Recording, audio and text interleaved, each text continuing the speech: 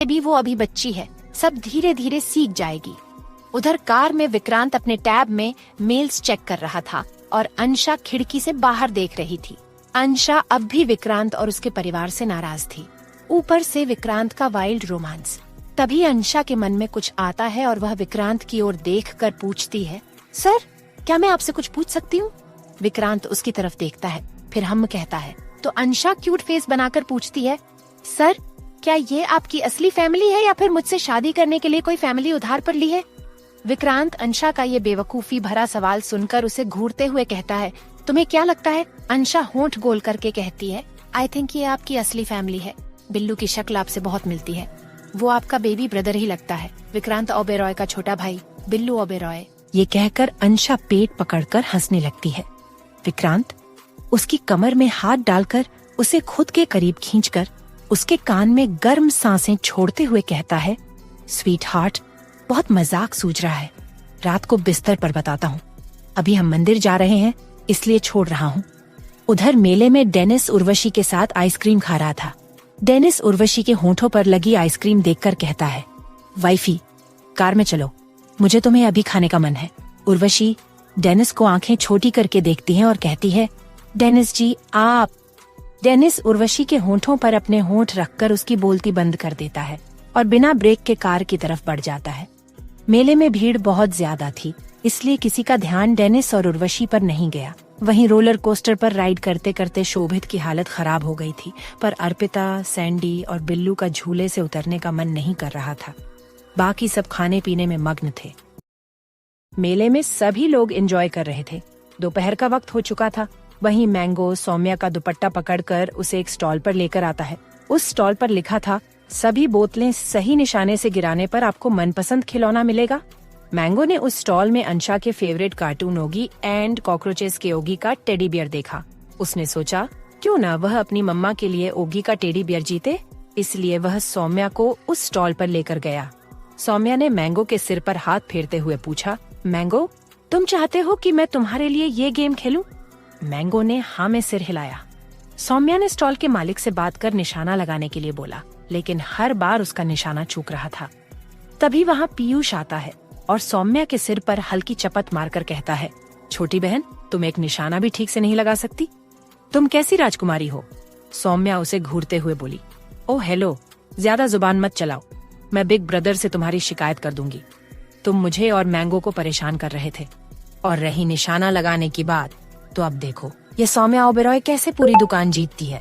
फिर वह मैंगो की ओर देखकर बोली, मैंगो सारे खिलौने उठाने के लिए तैयार रहो। इतना कहकर सौम्या ने एक गहरी सांस ली और निशाना लगाना शुरू किया। आधे घंटे में सौम्या उस स्टॉल के सारे खिलौने जीत लेती है। मैंगो अंशा के लिए ओगी का टेडी बियर उठाकर खुशी से चला जाता है। वहीं सौम्या पीयूष के कंधे पर हाथ रखकर कहती है, पीयूष ब्रो, मेरी तरफ से ये टेडी बियर अपनी बिना दिमाग वाली गर्लफ्रेंड्स में बांट देना। फिर सौम्या इतराते हुए वहाँ से चली जाती है। पीयूष उसे घूरते हुए बड़बड़ाता है, बिग ब्रो की वजह से छोटी बहन तुम्हारे बहुत पर निकल आए हैं।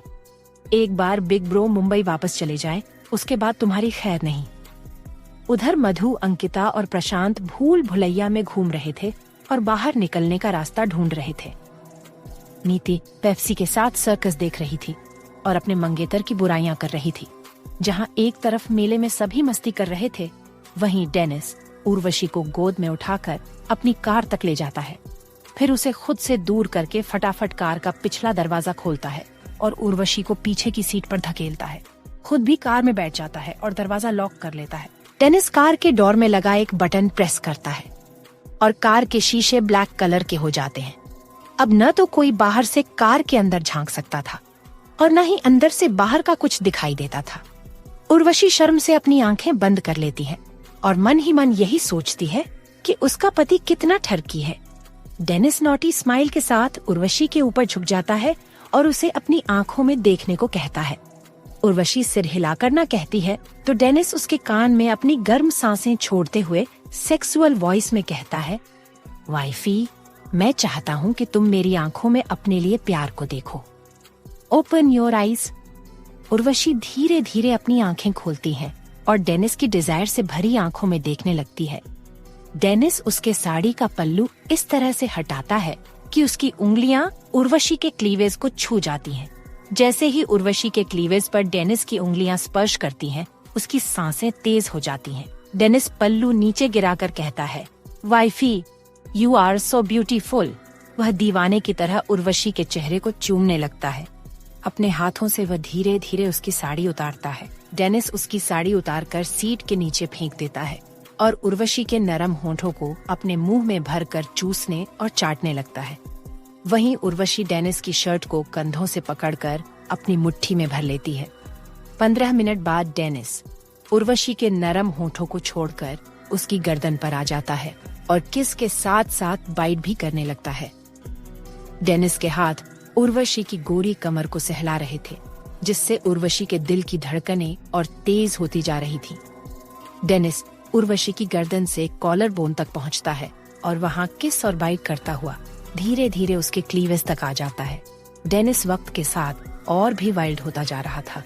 वह उर्वशी के क्लीवेज पर किस के साथ साथ बाइट भी कर रहा था, जिससे उर्वशी के मुंह से मदहोश कर देने वाली सिसकियां निकलने लगती हैं। इन सिसकियों को सुनकर डेनिस की हरकतें और भी ज्यादा वाइल्ड हो जाती हैं। डेनिस उर्वशी को पलट देता है और उसकी गोरी पीठ पर किस करने और हल्के से बाइट करने लगता है। वह अपने दांतों से उर्वशी के ब्लाउज की डोरी खोल देता है और दांतों से ही उसकी चैन भी खोल देता है। वहीं उर्वशी सिसकियां लेते हुए कहती है, डेनिस जी, और मत तड़पाइए। उर्वशी की बात सुनकर डेनिस एक ही झटके में उसका ब्लाउज और पेटीकोट उतारकर सीट के नीचे फेंक देता है। फिर वह फटाफट अपने भी कपड़े उतारकर सीट के नीचे फेंक देता है। इस वक्त उर्वशी अपने पिंक इनरवियर में थी और डेनिस केवल बॉक्सर में। उर्वशी के गोरे बदन को देखकर डेनिस खुद पर कंट्रोल नहीं कर पाता और सीट के नीचे से एक बड़ा सा ब्लैंकेट निकालकर खुद और उर्वशी को ढक लेता है। कुछ देर बाद डेनिस अपने और उर्वशी के बचे हुए कपड़े भी उतारकर सीट के नीचे फेंक देता है। डेनिस उर्वशी के बदन के हर हिस्से को अपने होंठों से महसूस कर रहा था। उर्वशी के हाथों की पकड़ डेनिस के कंधों पर कस गई थी और उसके नाखून डेनिस के कंधों में गड़ रहे थे, जो डेनिस को और भी वाइल्ड होने पर मजबूर कर रहे थे। जैसे ही डेनिस उर्वशी को अपने आगोश में समेटता है, उर्वशी की एक जोरदार चीख कार में गूंज उठती है और उसकी आंखों से आंसू निकलने लगते हैं।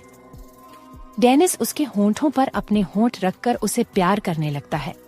धीरे धीरे उर्वशी भी अपना दर्द भूलकर डेनिस का साथ देने लगती है।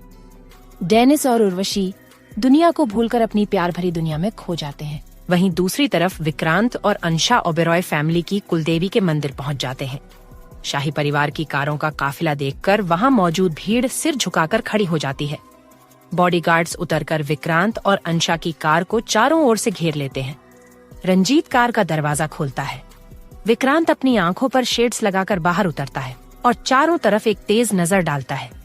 विक्रांत को देखकर वहां मौजूद भीड़ बड़े राजकुमार की जय हो के नारे लगाने लगती है।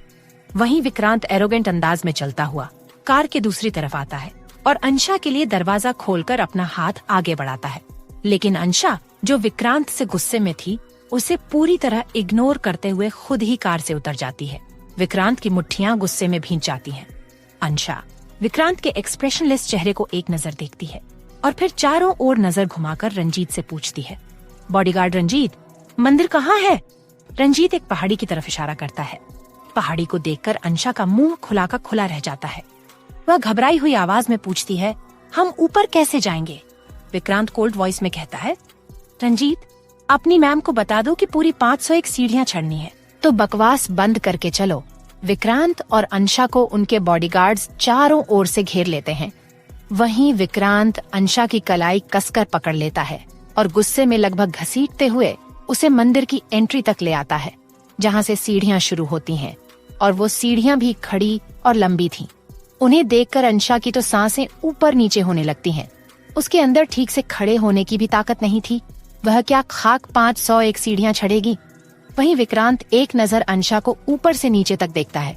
अंशा क्यूट फेस बनाकर बॉडीगार्ड रंजीत से पूछती है, बॉडीगार्ड रंजीत, क्या ऊपर जाने का कोई आसान तरीका नहीं है? रंजीत सिर झुकाकर नामे हिलाता है। अंशा बेबस सी खड़ी होती है और यहाँ वहाँ देखने लगती है। आखिरकार हार मानकर वह अपने सैंडल उतारती है, एक लंबी सांस लेती है और जैसे ही एक कदम बढ़ाती है, विक्रांत उसे अपनी गोद में उठा लेता है। कोल्ड वॉइस में वह कहता है, अगली बार अगर मुझे इग्नोर किया तो तुम सोच भी नहीं सकती कि मैं क्या कर सकता हूँ। विक्रांत ने अपनी बात इतने खतरनाक अंदाज में कही कि अंशा की तो ऊपर की सांस ऊपर और नीचे की नीचे रह गई। वह अब तक विक्रांत को ठीक से समझ नहीं पाई थी। पिछले दिन उसने उसे बड़ा राजकुमार बनाकर कितनी फ्लर्टिंग की और फिर कल रात धमकी देकर सुहाग रात मनाई। अंशा को तो विक्रांत के मूड का कुछ समझ ही नहीं आता था। इतना वक्त विक्रांत के साथ बीत गया था, लेकिन फिर भी आज तक अंशा उसे समझ नहीं पाई थी। जयपुर का मौसम आज काफी गर्म था। धूप ने लोगों को उनकी नानी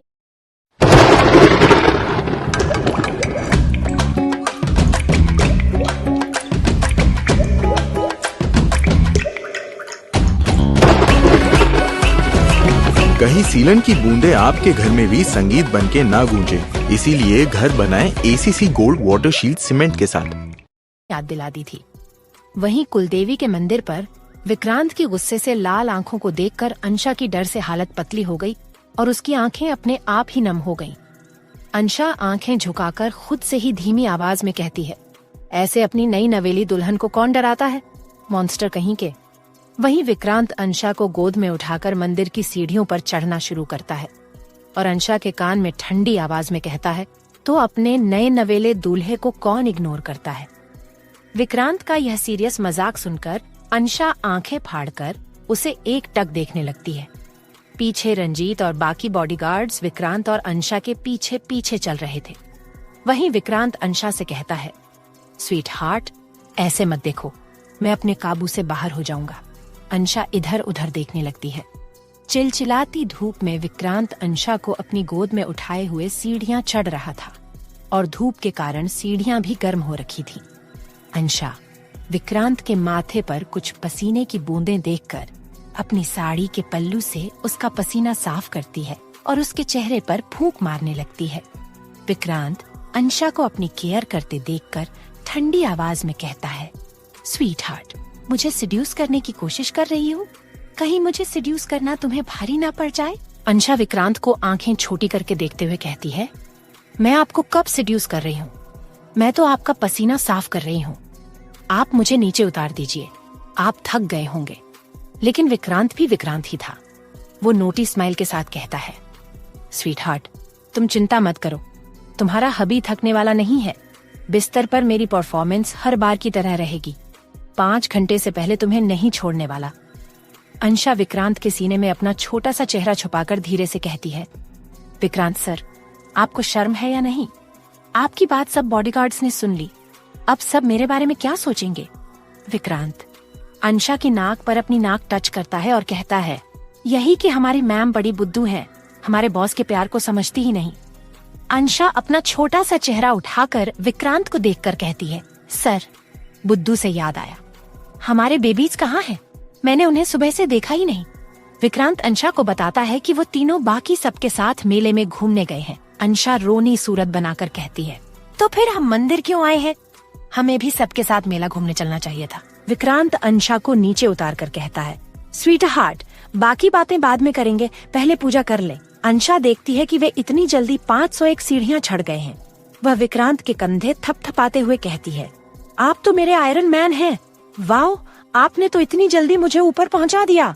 विक्रांत अंशा को आंखें छोटी करके देखता है तो अंशा को एहसास होता है कि उसने फोल फोल में क्या बोल दिया। वह अपनी जीभ को दांतों के बीच दबाकर कहती है, मेरा मतलब था, आपने मुझे इतनी जल्दी मंदिर पहुंचा दिया।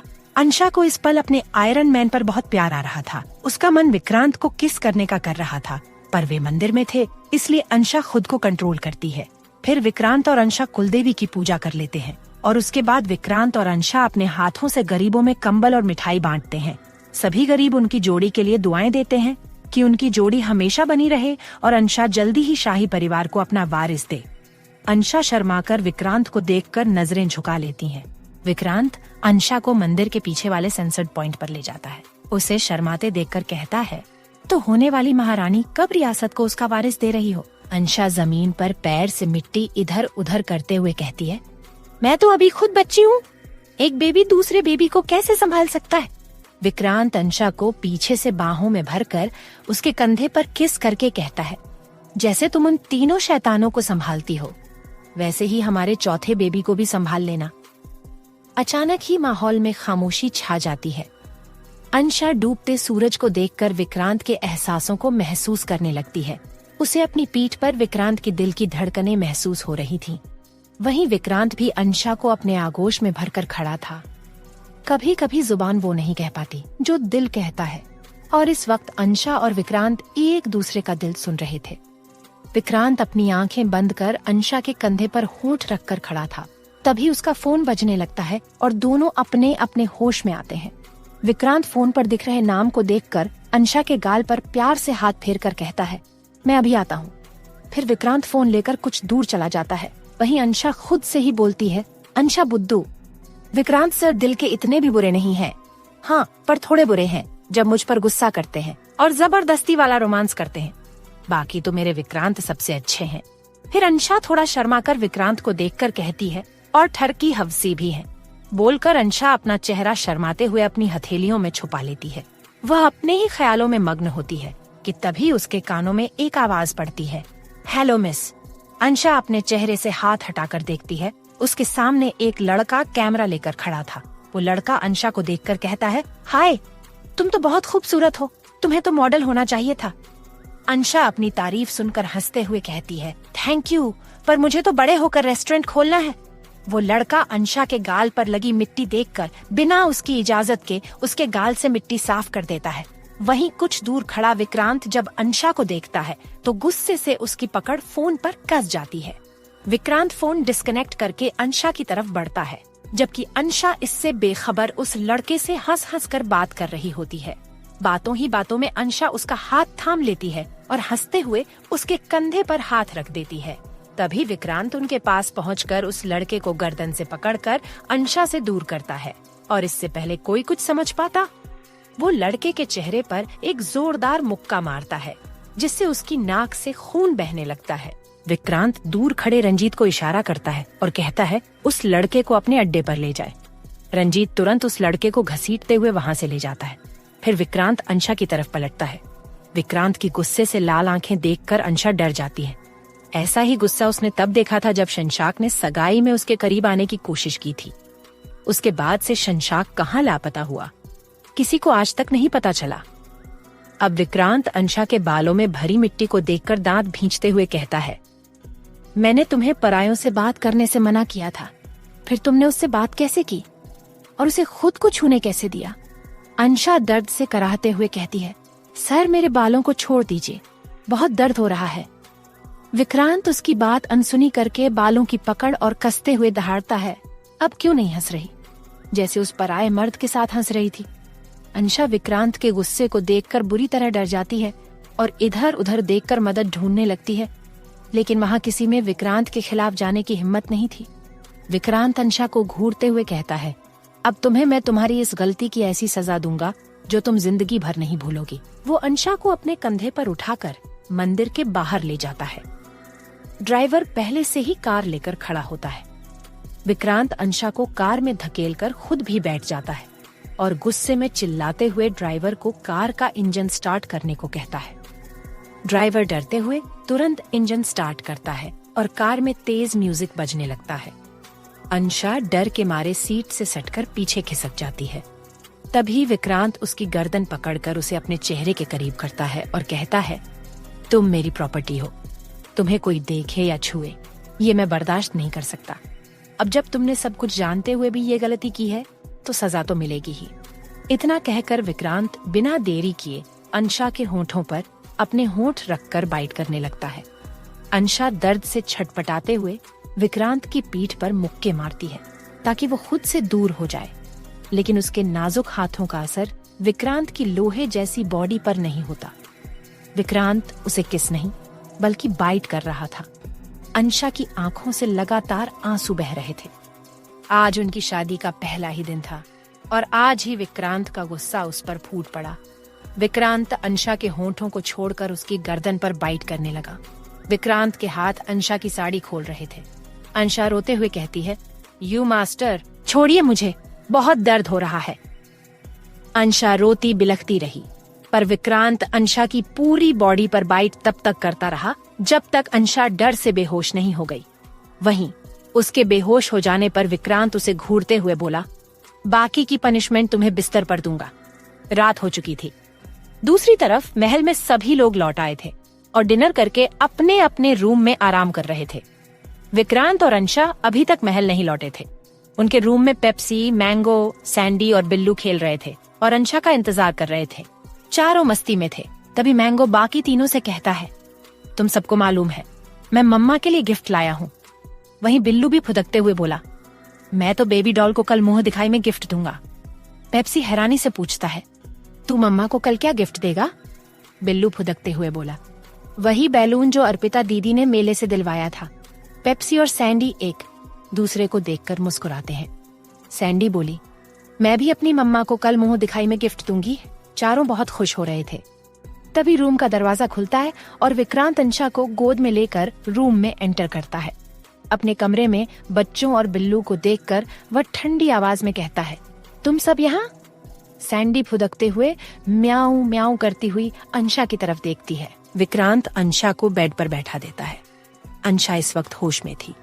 विक्रांत बच्चा पार्टी से कहता है, जब तक मैं शावर लेकर आता हूँ तब तक तुम लोग अपनी मम्मा के साथ खेल लो। फिर वह बाथरूम में चला जाता है। बच्चा पार्टी बेड पर अंशा के पास आती है। बिल्लू अंशा की गोद में चढ़कर पूछता है, बेबी डॉल, बिग ब्रो इतना गुस्से में क्यों लग रहे थे? कहीं तुमने उनको रोमांस करने से मना तो नहीं कर दिया? अंशा रोते हुए अपने सूजे होठों को देखती है और कहती है, तुम्हारे बिग ब्रो को मैं मासूम क्या रोक सकती हूँ? देखो मेरे होठों का क्या हाल कर दिया है। पेप्सी अंशा की गर्दन पर बाइट के निशान देखकर पूछता है, मम्मा आप पर किसी जानवर ने हमला किया था क्या? अंशा बिल्लू को अपनी गोद से उतारते हुए बोली, ये विक्रांत सर के दांतों के निशान हैं। उन्होंने शादी के पहले ही दिन मुझे पनिशमेंट दी। मुझे नहीं रहना विक्रांत सर के साथ। मैंगो अपने दांतों में ओगी का टेडी बियर लेकर आता है और अंशा को देखकर कहता है, मम्मा ये आपके लिए है, हम तीनों की तरफ से आपकी शादी का गिफ्ट। अंशा टेडी बियर लेकर हल्के से मुस्कुराती है और मैंगो के माथे पर किस करके कहती है, मेरे क्यूटी बेबीज, अच्छा है तुम सब अपने डैडी की तरह बदतमीज नहीं हो। यहाँ दुनिया के मर्द शादी के पहले दिन गिफ्ट देते हैं। अंशा अचानक रोते हुए कहती है, और एक मेरे हवसी हबी हैं जो शादी के पहले ही दिन बिना बात के मुझे पनिशमेंट दे गए। अंशा तेरी किस्मत ही फूट गई, तेरे हिस्से पागल आदमी आया। आसमान में चांद चमक रहा था। वहीं रघुवेंद्र जी और वैदेही जी बालकनी में खड़े होकर चांद देख रहे थे। वैदेही जी कहती हैं, आप अंशा से कब बात करने वाले हैं? रघुवेंद्र जी, जो वैदेही जी के पीछे खड़े थे, उनके कंधे पर हाथ रखकर बोले, वेद प्रताप जी ने अभी मना किया है, वो फिलहाल हिमालय गए हैं। जब वो वहाँ से लौटेंगे तो खुद ही अंशा से बात करेंगे। वैदेही जी रघुवेंद्र जी की तरफ देखकर कहती हैं, रघुवेंद्र जी, अंशा हमारी मदद करेंगी ना? वो डरकर पीछे तो नहीं हट जाएगी? रघुवेंद्र जी कहते हैं, महारानी आपको चिंता करने की जरूरत नहीं है। अब तक भगवान ने हमारा साथ दिया है, आगे भी देंगे। वहीं दूसरी ओर मोहिनी और भूषण के कमरे में भूषण जी बिस्तर पर बैठकर लैपटॉप पर काम कर रहे थे, जबकि मोहिनी ड्रेसिंग टेबल के सामने बैठकर बाल संवार रही थीं। मोहिनी बोली, भूषण जी आप बस इस लैपटॉप में ही घुसे रहना, वहाँ आपके बड़े भाई सब कुछ हड़प कर बैठ जाएंगे। भूषण जी मोहिनी को घूरते हुए बोले, मोहिनी तुम हमेशा बेकार की बातें क्यों करती रहती हो? पिताजी के होते हुए किसके साथ अन्याय नहीं होगा? मोहिनी आईने में से भूषण जी को देखकर बोली, हाँ, ससुर जी के होते हुए किसके साथ गलत हो सकता है? तभी तो उन्होंने अपने बाद रघुवेंद्र भैया को रियासत का राजा बनाया, और अब रघुवेंद्र भैया के बाद विक्रांत राजा बनेगा। अगर सब कुछ रघुवेंद्र भैया के बच्चों को मिलेगा तो मेरे बच्चों को क्या मिलेगा? भूषण जी लैपटॉप बंद करके बोले, मोहिनी आप क्या चाहती हैं? मोहिनी खड़ी होकर भूषण जी की तरफ पलट कर बोली, मैं अपने बेटे को महाराज की गद्दी पर देखना चाहती हूँ। रघुवेंद्र भैया के बाद मेरा बेटा प्रशांत इस रियासत का महाराज बने। भूषण जी मोहिनी की बात सुनकर बोले, मोहिनी हम ऑफिस से थक हार कर आए हैं और आप हमें प्यार करने की जगह बातें सुना रही हैं। आइए हमारे पास आइए। वहीं मोहिनी मन ही मन सोचती है, अपने बेटे को महाराज बनाने के लिए ये मोहिनी कुछ भी करेगी। वहीं विक्रांत और अंशा के कमरे में अंशा बच्चों को मंदिर में हुई बात बता रही थी, तो मैंगो, पेप्सी और सैंडी का सीना गर्व से फूल गया। पेप्सी बोला, मेरे शेर डैडी, वैसे आपको उस लड़के से बात करने की जरूरत ही क्या थी? और फिर उसने आपका गाल भी टच किया।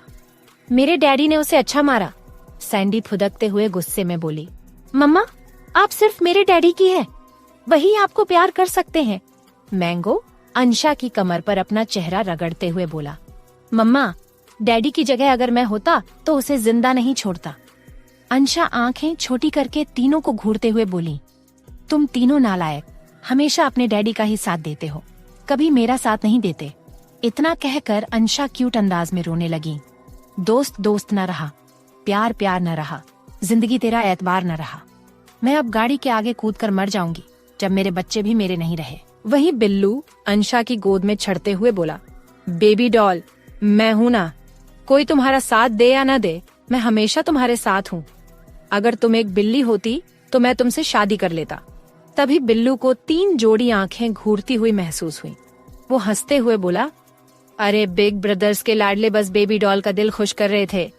ये बेचारी तो अनाथ है, हमारी तरह, इसका कोई परिवार नहीं है, तो बस इसका दिल बहला रहा था। बिल्लू ने अनजाने में अंशा की दुखती रग पर हाथ रख दिया था। अंशा वहीं रोने बैठ गई। मैंगो बिल्लू पर गरजते हुए बोला, मेरी मम्मा को अनाथ बोलने की हिम्मत तुम्हारी कैसे हुई? मेरी मम्मा की फैमिली में डैडी, मैं, पेप्सी और सैंडी हैं, तो फिर मेरी मम्मा अनाथ कैसे हुई? बिल्लू मैंगो को गुस्से में देखकर बोला। ये सब तो मोहिनी चाची बेबी डॉल के बारे में कह रही थी कि बेबी डॉल अनाथ है। मैंगो गुस्से में बोला, मोहिनी चाची ने मेरी मम्मा को अनाथ बोलकर अच्छा नहीं किया। अब ये मैंगो देखो क्या करता है। यह रहा पूरा पैराग्राफ स्पेलिंग और ग्रामर मिस्टेक्स को सही करके बेहतर फ्लो और क्लैरिटी के साथ लिखा गया वर्जन। वहीं अंशा रोने में व्यस्त थी और दूसरी ओर बच्चा पार्टी मोहिनी चाची को शिकार बनाने निकल गई थी। उधर विक्रांत शावर लेकर बाथरूम से बाहर आता है। उसने कमर पर एक तौलिया लपेट रखा था और दूसरा तौलिया उसके गले में पड़ा हुआ था। विक्रांत के बालों से टपकता पानी उसकी सेक्सी बॉडी पर गिर रहा था, जिससे उसकी बॉडी और भी ज्यादा आकर्षक लग रही थी। विक्रांत ड्रेसिंग टेबल के मिरर के सामने खड़ा होकर अंशा को अपने पास बुलाता है। अंशा अपने आंसू पोंछकर उसके पास जाकर सिर झुकाकर खड़ी हो जाती है।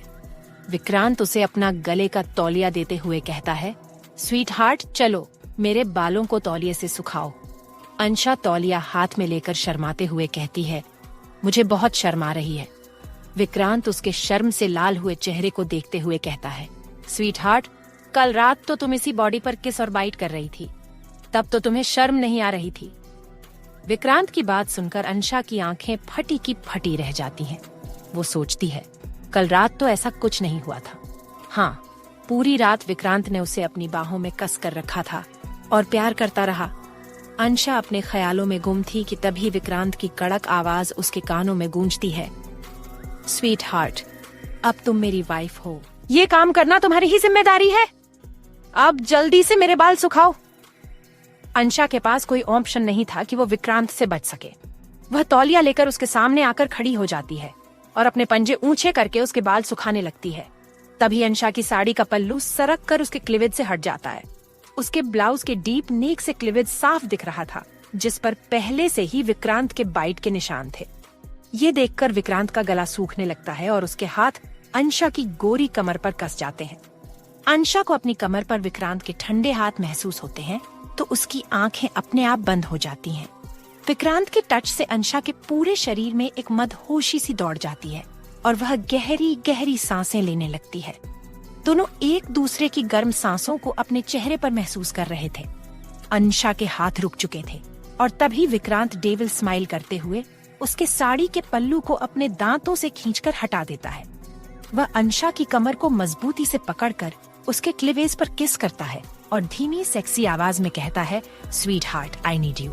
इसके बाद वह एक हाथ से अंशा की साड़ी नीचे गिरा देता है। इस वक्त अंशा ने अपनी आंखें बंद कर रखी थी। विक्रांत उसे अपनी बाहों में उठाकर धीरे से बेड पर लेटाता है। अंशा ब्लाउज और पेटीकोट में बेहद हॉट और सेक्सी लग रही थी। विक्रांत उसे देखकर कहता है, स्वीट हार्ट, आंखें खोलो और मेरी आंखों में देखो। अंशा धीरे धीरे आंखें खोलती है और विक्रांत को देखती है। उसकी मस्कुलर बॉडी देखकर अंशा फिर से गहरी सांसें लेने लगती है। विक्रांत डेविल स्माइल के साथ अंशा का पैर पकड़ता है और उसकी पायल उतारते हुए कहता है, स्वीट हार्ट, रात भर इस कमरे में सिर्फ तुम्हारी ही सिसकियों की आवाज गूंज रही थी। अंशा शर्म से चेहरा दूसरी ओर फेर लेती है और मन ही मन बुदबुदाती है, ये विक्रांत सर जब गुस्से में होते हैं तो किसी शैतान से कम नहीं लगते, और जब प्यार करते हैं तो मुझे भी बहका देते हैं, ठरकी कहीं के। इधर विक्रांत अंशा के पैर पर किस करते हुए ऊपर की ओर बढ़ रहा था। उधर बच्चा पार्टी मोहिनी चाची के रूम के बाहर धरना दे रही थी। मैंगो दरवाजे पर अपना सिर जोर से मार रहा था, जिससे भूषण जी को दरवाजा खोलना पड़ा। दरवाजा खुलते ही बच्चा पार्टी लपक कर बेड पर चढ़ जाती है। मोहिनी उन्हें देखकर कहती है, तुम चारों इतनी रात को भटकती आत्मा बनकर कहाँ घूम रहे हो? बिल्लू मोहिनी के ऊपर चढ़कर लेट जाता है और आंखें बंद कर लेता है। भूषण जी समझ जाते हैं कि ये चारों आज यहीं सोने के मूड में है। वे उन्हें समझाते हैं कि अपने रूम में जाएं, लेकिन कोई नहीं मानता। सैंडी भी मोहिनी के ऊपर चढ़कर लेट जाती है। मोहिनी गुस्से में भूषण जी से कहती है, आप वहाँ क्या खड़े हैं? इन दोनों को मेरे ऊपर से हटाइए। भूषण जी कंधे उचकाकर मुस्कुराते हुए कहते हैं, अरे चारों कितने क्यूट हैं, कितने प्यार से हमारे साथ सोने आए हैं। वो भी बेड पर लेट जाते हैं और पेप्सी को अपनी बाहों में भरकर कहते हैं, मेरा गोलगप्पा। रात के 3 बज चुके थे। शहर की चमक से दूर एक वीरान घने पेड़ों से घिरी सड़क पर बस हवा की सर्द सनसनाहट थी। अचानक उस सन्नाटे को चीरती हुई एक BMW फुल स्पीड में दौड़ती नजर आई, जैसे किसी मिशन पर हो। BMW पुराने जमाने की एक हवेली के सामने आकर ब्रेक की कर्कश आवाज के साथ रुकती है। गाड़ी की लाइट्स हवेली की काली दीवारों पर पड़ती हैं। ड्राइवर साइड का दरवाजा खुलता है और वहां से उतरता है विक्रांत ओबेरॉय। काली कोट, पैरों में पॉलिश किए हुए शूज और आंखों पर लगा शेड उसके एटीट्यूड की पहचान था। हवेली का भारी सा दरवाजा जैसे ही विक्रांत ने पार किया, अंदर खड़े सारे बॉडीगार्ड एक साथ सिर झुका लेते हैं। उस वक्त हवेली के बीचों बीच जमीन पर एक लड़का पड़ा था, जिसके हाथ पांव रस्सियों से जकड़े हुए थे। उसकी आंखों में डर और बदहवासी साफ झलक रही थी। विक्रांत बिना किसी से कुछ कहे सीधे उस लड़के की तरफ बढ़ता है। हर कदम जैसे किसी सजा की दस्तक दे रहा था। वो लड़का खुद को छुड़ाने की कोशिश करते हुए बोला, प्लीज मुझे जाने दो, मुझे कुछ नहीं पता था। लेकिन विक्रांत रुका नहीं। उसने चलते चलते अपनी आंखों से शेड हटाया और गुस्से से जलती हुई आंखों से उस लड़के को घूरते हुए बोला, हिम्मत कैसे हुई तेरी मेरी बीवी को छूने की? उस लड़के की आंखें फटी की फटी रह गईं। वो लड़खड़ाती आवाज में बोला, माफ कर दीजिए, मुझे नहीं पता था वो आपकी वाइफ है। विक्रांत ने एक हल्की सी गर्दन चटकाई। उसकी आवाज एकदम ठंडी, बर्फ जैसी थी। माफी? ये शब्द मेरी डिक्शनरी में नहीं है। और तुमने गलती की है, अब सजा भुगत। फिर विक्रांत ने अपना पैर उस लड़के के सीने पर रख दिया। लड़का तड़प उठा। विक्रांत ने एक इशारे से बैंडी गार्ड रंजीत को बुलाया, चाकू दो। रंजीत फौरन एक चमकता हुआ चाकू पकड़ाकर विक्रांत के हाथ में देता है। विक्रांत अब पंजों के बल बैठ गया था। उसके चेहरे पर पागलपन भरी शांति थी। उसने चाकू की नोक को लड़के की उंगलियों पर रखा, फिर कोल्ड टोन में बोला, तेरी वजह से मेरी स्वीट हार्ट को मैंने शादी के पहले ही दिन सजा दी, और ये मैं कभी नहीं भूल सकता। अगले ही पल बिना झिझक, बिना पल के झपकाए विक्रांत ने लड़के की एक एक उंगली काटनी शुरू कर दी। चीखें हवेली के कमरों से टकरा रही थीं। लड़का दर्द से बिलख रहा था। उसके चेहरे पर पसीना, खून और डर एक साथ बह रहा था। लेकिन विक्रांत, उसका चेहरा उतना ही शांत था जैसे कुछ हुआ ही नहीं। फिर उसने चाकू को उस लड़के के चेहरे के पास ले जाकर कहा, अब इन आंखों की बारी है। मेरी बीवी को देखने की हिमाकत की, सजा तो मिलेगी ही। लड़का रोते हुए गिड़गिड़ाते हुए बोला, प्लीज छोड़ दो, मुझसे गलती हो गई। लेकिन वो आवाज विक्रांत तक पहुंच ही नहीं रही थी। उसकी आंखें जैसे किसी और ही दुनिया में खोई हुई थीं। वो झुककर चाकू से उस लड़के की आंखें भी बेरहमी से निकाल देता है। लड़के की चीखें इतनी भयानक थीं कि बॉडीगार्ड्स का भी दिल कांप गया, लेकिन किसी में हिम्मत नहीं थी कुछ बोलने की। काम खत्म करके विक्रांत खड़ा हुआ। खून से सने अपने हाथों को कुछ सेकंड घूरता रहा। फिर एक अजीब सी सन की मुस्कान उसके चेहरे पर उभरी। उसने खुद से ही कहा, sweetheart, you have no idea how much I love you. I would set the whole world on fire just for you. फिर उसने बैंडी गार्ड रंजीत की ओर देखा और ठंडी आवाज में कहा, रंजीत, इसे हॉस्पिटल ले जाओ, ये जिंदा रहना चाहिए, अपनी सजा याद रखे जिंदगी भर। बैंडी गार्ड रंजीत ने सिर झुकाया, जी बॉस, और बाकी गार्ड्स की मदद से उस लड़के को उठाकर ले गया। विक्रांत ने एक बार फिर अपने हाथों की ओर देखा और फिर हवेली से बाहर निकल गया। जैसे कुछ हुआ ही ना हो। मगर उस हवेली की दीवारों ने जो चीखें सुनी थीं, वो हमेशा गूंजती रहेंगी। वहीं दूसरी तरफ महल में सब सो चुके थे, मगर एक कोना ऐसा था जहां चैन का नामो निशान नहीं था। मोहिनी और भूषण जी का कमरा, और उस कमरे में चारों शैतान शैतानी करने में बिजी थे। कमरे का हाल ऐसा था जैसे तूफान आ चुका हो। तकिए फर्श पर, रजाई उल्टी पड़ी और ड्रेसिंग टेबल के सारे क्रीम लोशन अब किसी पेंटिंग में तब्दील हो चुके थे। पेप्सी बेड पर उछल कूद कर रहा था, सैंडी पर्दे में छुपकर स्नाइपर बन चुकी थी, और बिल्लू तो खुद को कैप्टन समझकर सबको ऑनर दे रहा था। मैंगो वहीं अपने अंदाज में हर 5 मिनट में हवा छोड़ रहा था, और पूरे कमरे की महक अब किसी गैस चैम्बर से कम नहीं थी। मोहिनी सिर पकड़कर काउच पर बैठी थी, आंखों में नींद और माथे पर पसीना। हे भगवान, ये विक्रांत और वैदेही दीदी ने क्या सोच के इन चारों को महल में खुला छोड़ दिया। वो बच्चा पार्टी को घूरते हुए कहती है, इन जानवरों को इतना सिर पर चढ़ा लिया है कि अब ये खुद को हमसे ऊपर समझने लगे हैं। अभी उसने अपनी बात पूरी ही की थी कि मैंगो फूदकते हुए उसकी तरफ आया और एकदम से उसका हाथ अपने मुंह में ले लिया। मोहिनी डर गई। मैंगो बेटा, मोहिनी मम्मा का हाथ छोड़ो, नहीं तो चोट लग जाएगी, समझ रहे हो ना? मैंगो ने पहले तो उसकी आंखों में घूर कर देखा और फिर अपने भारी दांतों से हल्के से चबाया। मोहिनी की चीख निकल गई और डर के मारे उसकी आंखें फटी की फटी रह गईं। हे भगवान, ये शेर नहीं कोई राक्षस है। भूषण जी वहीं बेड पर खर्राटे ले रहे थे। उन्होंने तो डिनर के साथ नींद की गोली खा ली थी। कोई आसमान भी गिरता तो शायद वो नहीं उठते। मोहिनी ने उनकी तरफ देखा और बुदबुदाई, इनको तो जैसे कुछ फर्क ही नहीं पड़ता। मैं यहाँ जानवरों से जूझ रही हूँ और ये राजा महाराजा बन के सो रहे हैं। उधर बिल्लू ने सैंडी की पीठ पर बैठकर उसे घोड़ा बना लिया था और पेप्सी उनके पीछे पीछे दौड़ रहा था जैसे रेस में हो। बिल्लू जोर से बोला, मैंगो, अब मोहिनी चाची को पकड़ो, वो भाग रही है। मोहिनी ने चिल्लाकर भाषण जी से बोली, भाषण जी मुझे बचाओ, ये जानवर मुझे खा जाएंगे। पर किसी ने नहीं सुनी। मैंगो ने झपट्टा मार के फिर से मोहिनी के नाइटी का कोने को खींचा और मोहिनी तो वहीं धड़ाम से फर्श पर गिर गई। ओह माय गॉड, आज की रात को इन नालायकों ने सर्कस बनाकर रख दिया है।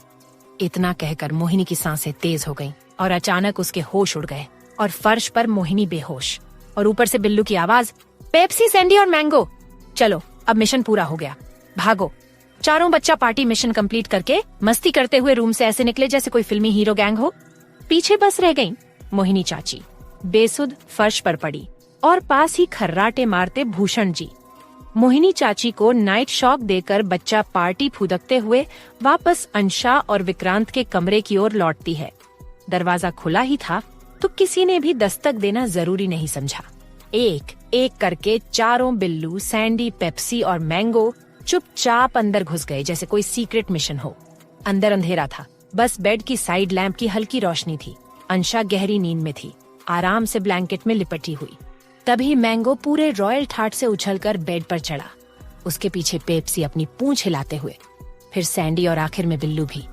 सब के सब चुपके से अंशा के ब्लैंकेट में घुस गए। अंशा की आंखें अचानक खुली, कुछ हलचल महसूस हुई। वो नींद में ही बड़बड़ाई, विक्रांत सर।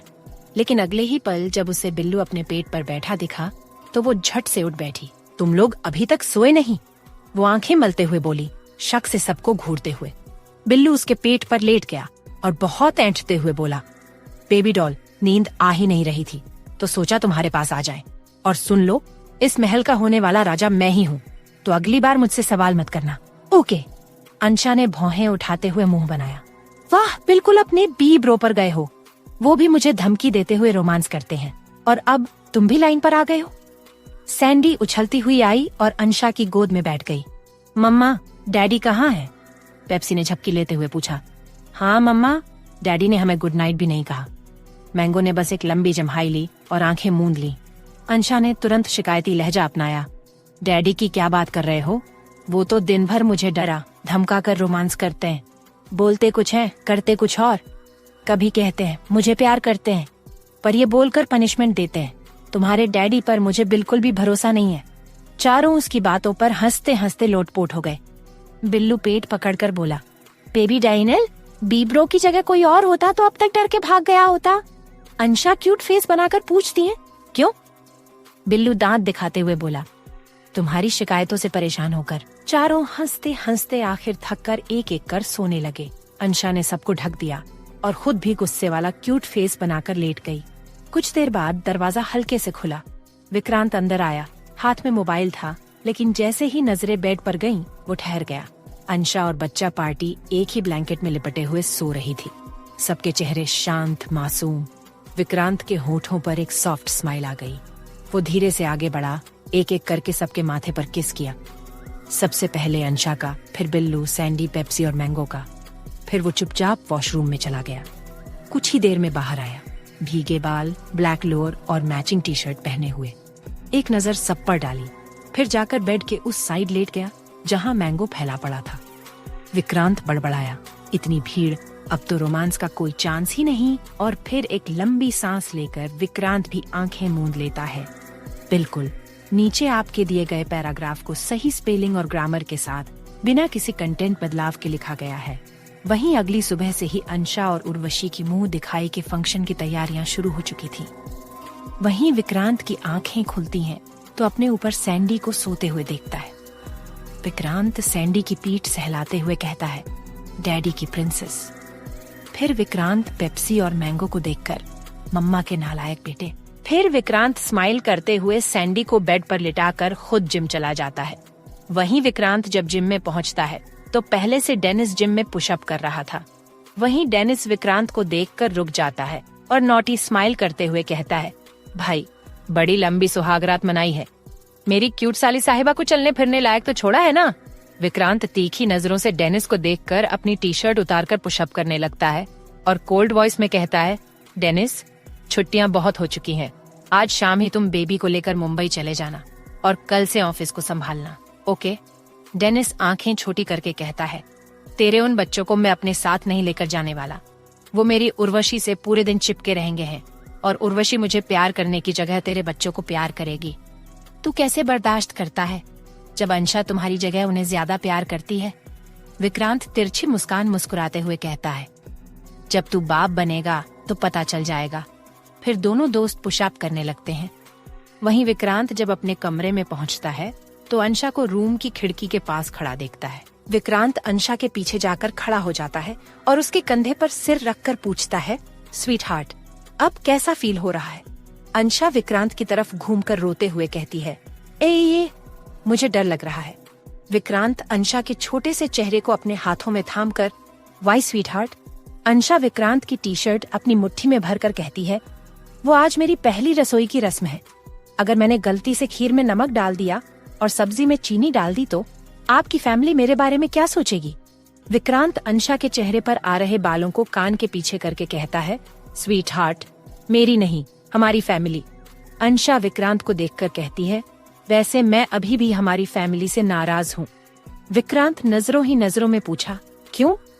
अंशा विक्रांत को खुद से दूर करके मुंह फुलाकर बोली, उन्होंने आपके झूठ में आपका साथ दिया कि मेरे डैडी ने उनके बेटे से बोतल से दूध पीने की उम्र में मेरी शादी पक्की कर दी थी और फिर झूठ बोलकर मेरी शादी आपसे करवा दी। विक्रांत अंशा की बात सुनकर उसे अपने गले से लगाकर कहता है, स्वीट हार्ट तुम्हें ही तो नॉर्मल शादी नहीं करनी थी, तो मैंने अपनी फैमिली के साथ मिलकर तुम्हारे लिए एक अटपटी शादी प्लान की। वहीं विक्रांत अपने मन में बोलता है, मुझे जल्दी ही पता करना होगा आखिर मेरे परिवार ने मेरी शादी झूठ बोलकर अंशा से क्यों करवाई। अंशा विक्रांत को खुद से दूर करके मुंह फुलाकर कहती है, आप भी बहुत बुरे हो, कल शादी के पहले ही दिन आपने मुझे पनिशमेंट दी। Bed hubby. Vikrant devil smile करते हुए अंशा की कमर में हाथ डालकर अंशा को खुद से चिपका कर कहता है, मैं बेड हब्बी हूँ, ओके अब देखो अपने बेड हब्बी को। विक्रांत अंशा के होठों पर अपने होठ रखकर उसको डीप किस करने लगता है। विक्रांत का एक हाथ अंशा के बदन पर सेक्सुअली वे में चल रहा था, वहीं अंशा विक्रांत को खुद से दूर धकेल रही थी। वहीं बच्चा पार्टी बालकनी से खेलकर जब कमरे में लौटती है तो विक्रांत और अंशा को रोमांस करते देख खुश होने लगती है और फिर खिलखिलाते हुए रूम से बाहर भाग जाती है। वही बाथरूम की खामोशी को बस पानी की हल्की आवाज तोड़ रही थी। टब में गर्म पानी भरा था और उसमें गुस्से से लाल चेहरा लिए मोहिनी चाची गर्दन पीछे टिकाए बैठी थी। माथे पर हाथ रखकर वो गहरी सांस ले रही थी, जैसे दिमाग में कोई बड़ा प्लान तैयार कर रही हो। पहली रसोई है आज उस लड़की की, उन्होंने आंखें बंद करते हुए बुदबुदाया, पूरे घर की नजरें उसी पर होंगी और यही मौका है उस पर ऐसा दाग लगाने का कि सारी जिंदगी याद रखे। वो सीधा बैठ गईं। चेहरा अब चालाकी से भर गया था। होठों पर हल्की सी कुटिल मुस्कान आई। वैदेही दीदी, आपने हमेशा मुझे दरकिनार किया, लेकिन अब देखना, आपकी बहू ही आपके सम्मान को मिट्टी में मिला देगी। ऐसा रंग भरूंगी उसकी पहली रसोई में कि न खाने का स्वाद बचेगा न रिश्तों की मिठास। टब से बाहर निकलते हुए उन्होंने तौलिया उठाया और खुद से वादा किया। अब खेल शुरू हो चुका था। मोहिनी जैसे ही कमरे में तौलिया लपेट कर आई, भूषण जी की सांसें दम गई। वो मोहिन के करीब आकर डीप वॉइस में बोले, मोहित बेबी, आज तो तुम्हें देखकर शादी की पहली रात याद आ गई। मोहिनी भूषण को घूरते हुए बोली, अपना ये प्यार अपने पास रखो। महल के गार्डन में सुबह से हलचल थी। फूलों की सजावट हो रही थी। रंग बिरंगे गुलाब, गेंदे और मोगरे की मालाएं बंधी जा रही थीं। किचन से मिठाइयों की खुशबू आ रही थी। महल के सर्वेंट दौड़ भाग में लगे थे। हर किसी के चेहरे पर उत्साह था। आज अंशा और उर्वशी की मुंह दिखाई की रस्म थी। लेकिन इस चहल पहल से दूर महल के ऊपरी हिस्से में बने एक कमरे में उर्वशी अकेली खड़ी थी। ड्रेसिंग टेबल के सामने हल्की सी हवा खिड़की से अंदर आ रही थी और पर्दों को हौले से हिला रही थी। उर्वशी की नजर आईने पर थी, बट अपने ऊपर नहीं, बल्कि अपने अंदर कहीं झांकती हुई। उसने पिंक कलर की बनारसी साड़ी पहन रखी थी। रेशमी कपड़े में सुनहरे जरी का काम और उसके ब्लाउज की फूल स्लीव्स ने उसे एक शाही और पारंपरिक लुक दिया था। माथे पर छोटी सी बिंदी, कानों में झुमके, हाथों में चूड़ियां, पैरों में पायल, सब कुछ पहन चुकी थी। फिर भी जाने क्यों उसे लग रहा था कि कुछ अधूरा है। क्या रह गया है? उसने खुद से सवाल किया और फिर झुंझलाकर अपनी नजरें फेर लीं। तभी पीछे से दरवाजा खुलने की हल्की आवाज आई। उर्वशी ने पलट कर नहीं देखा, लेकिन उसके होठों पर एक छोटी सी मुस्कान आ गई। डेनिस था, ग्रे पैंट और ब्लैक शर्ट में। उसके बाल हल्के गीले थे, शायद अभी शावर लेकर निकला था। पर जैसे ही उसने उर्वशी को देखा, उसके कदम रुक गए। वो कुछ पल वहीं दरवाजे पर खड़ा रहा, जैसे कुछ सोच रहा हो, और फिर अगला ही पल वो मुस्कुराता हुआ उसकी ओर बढ़ा।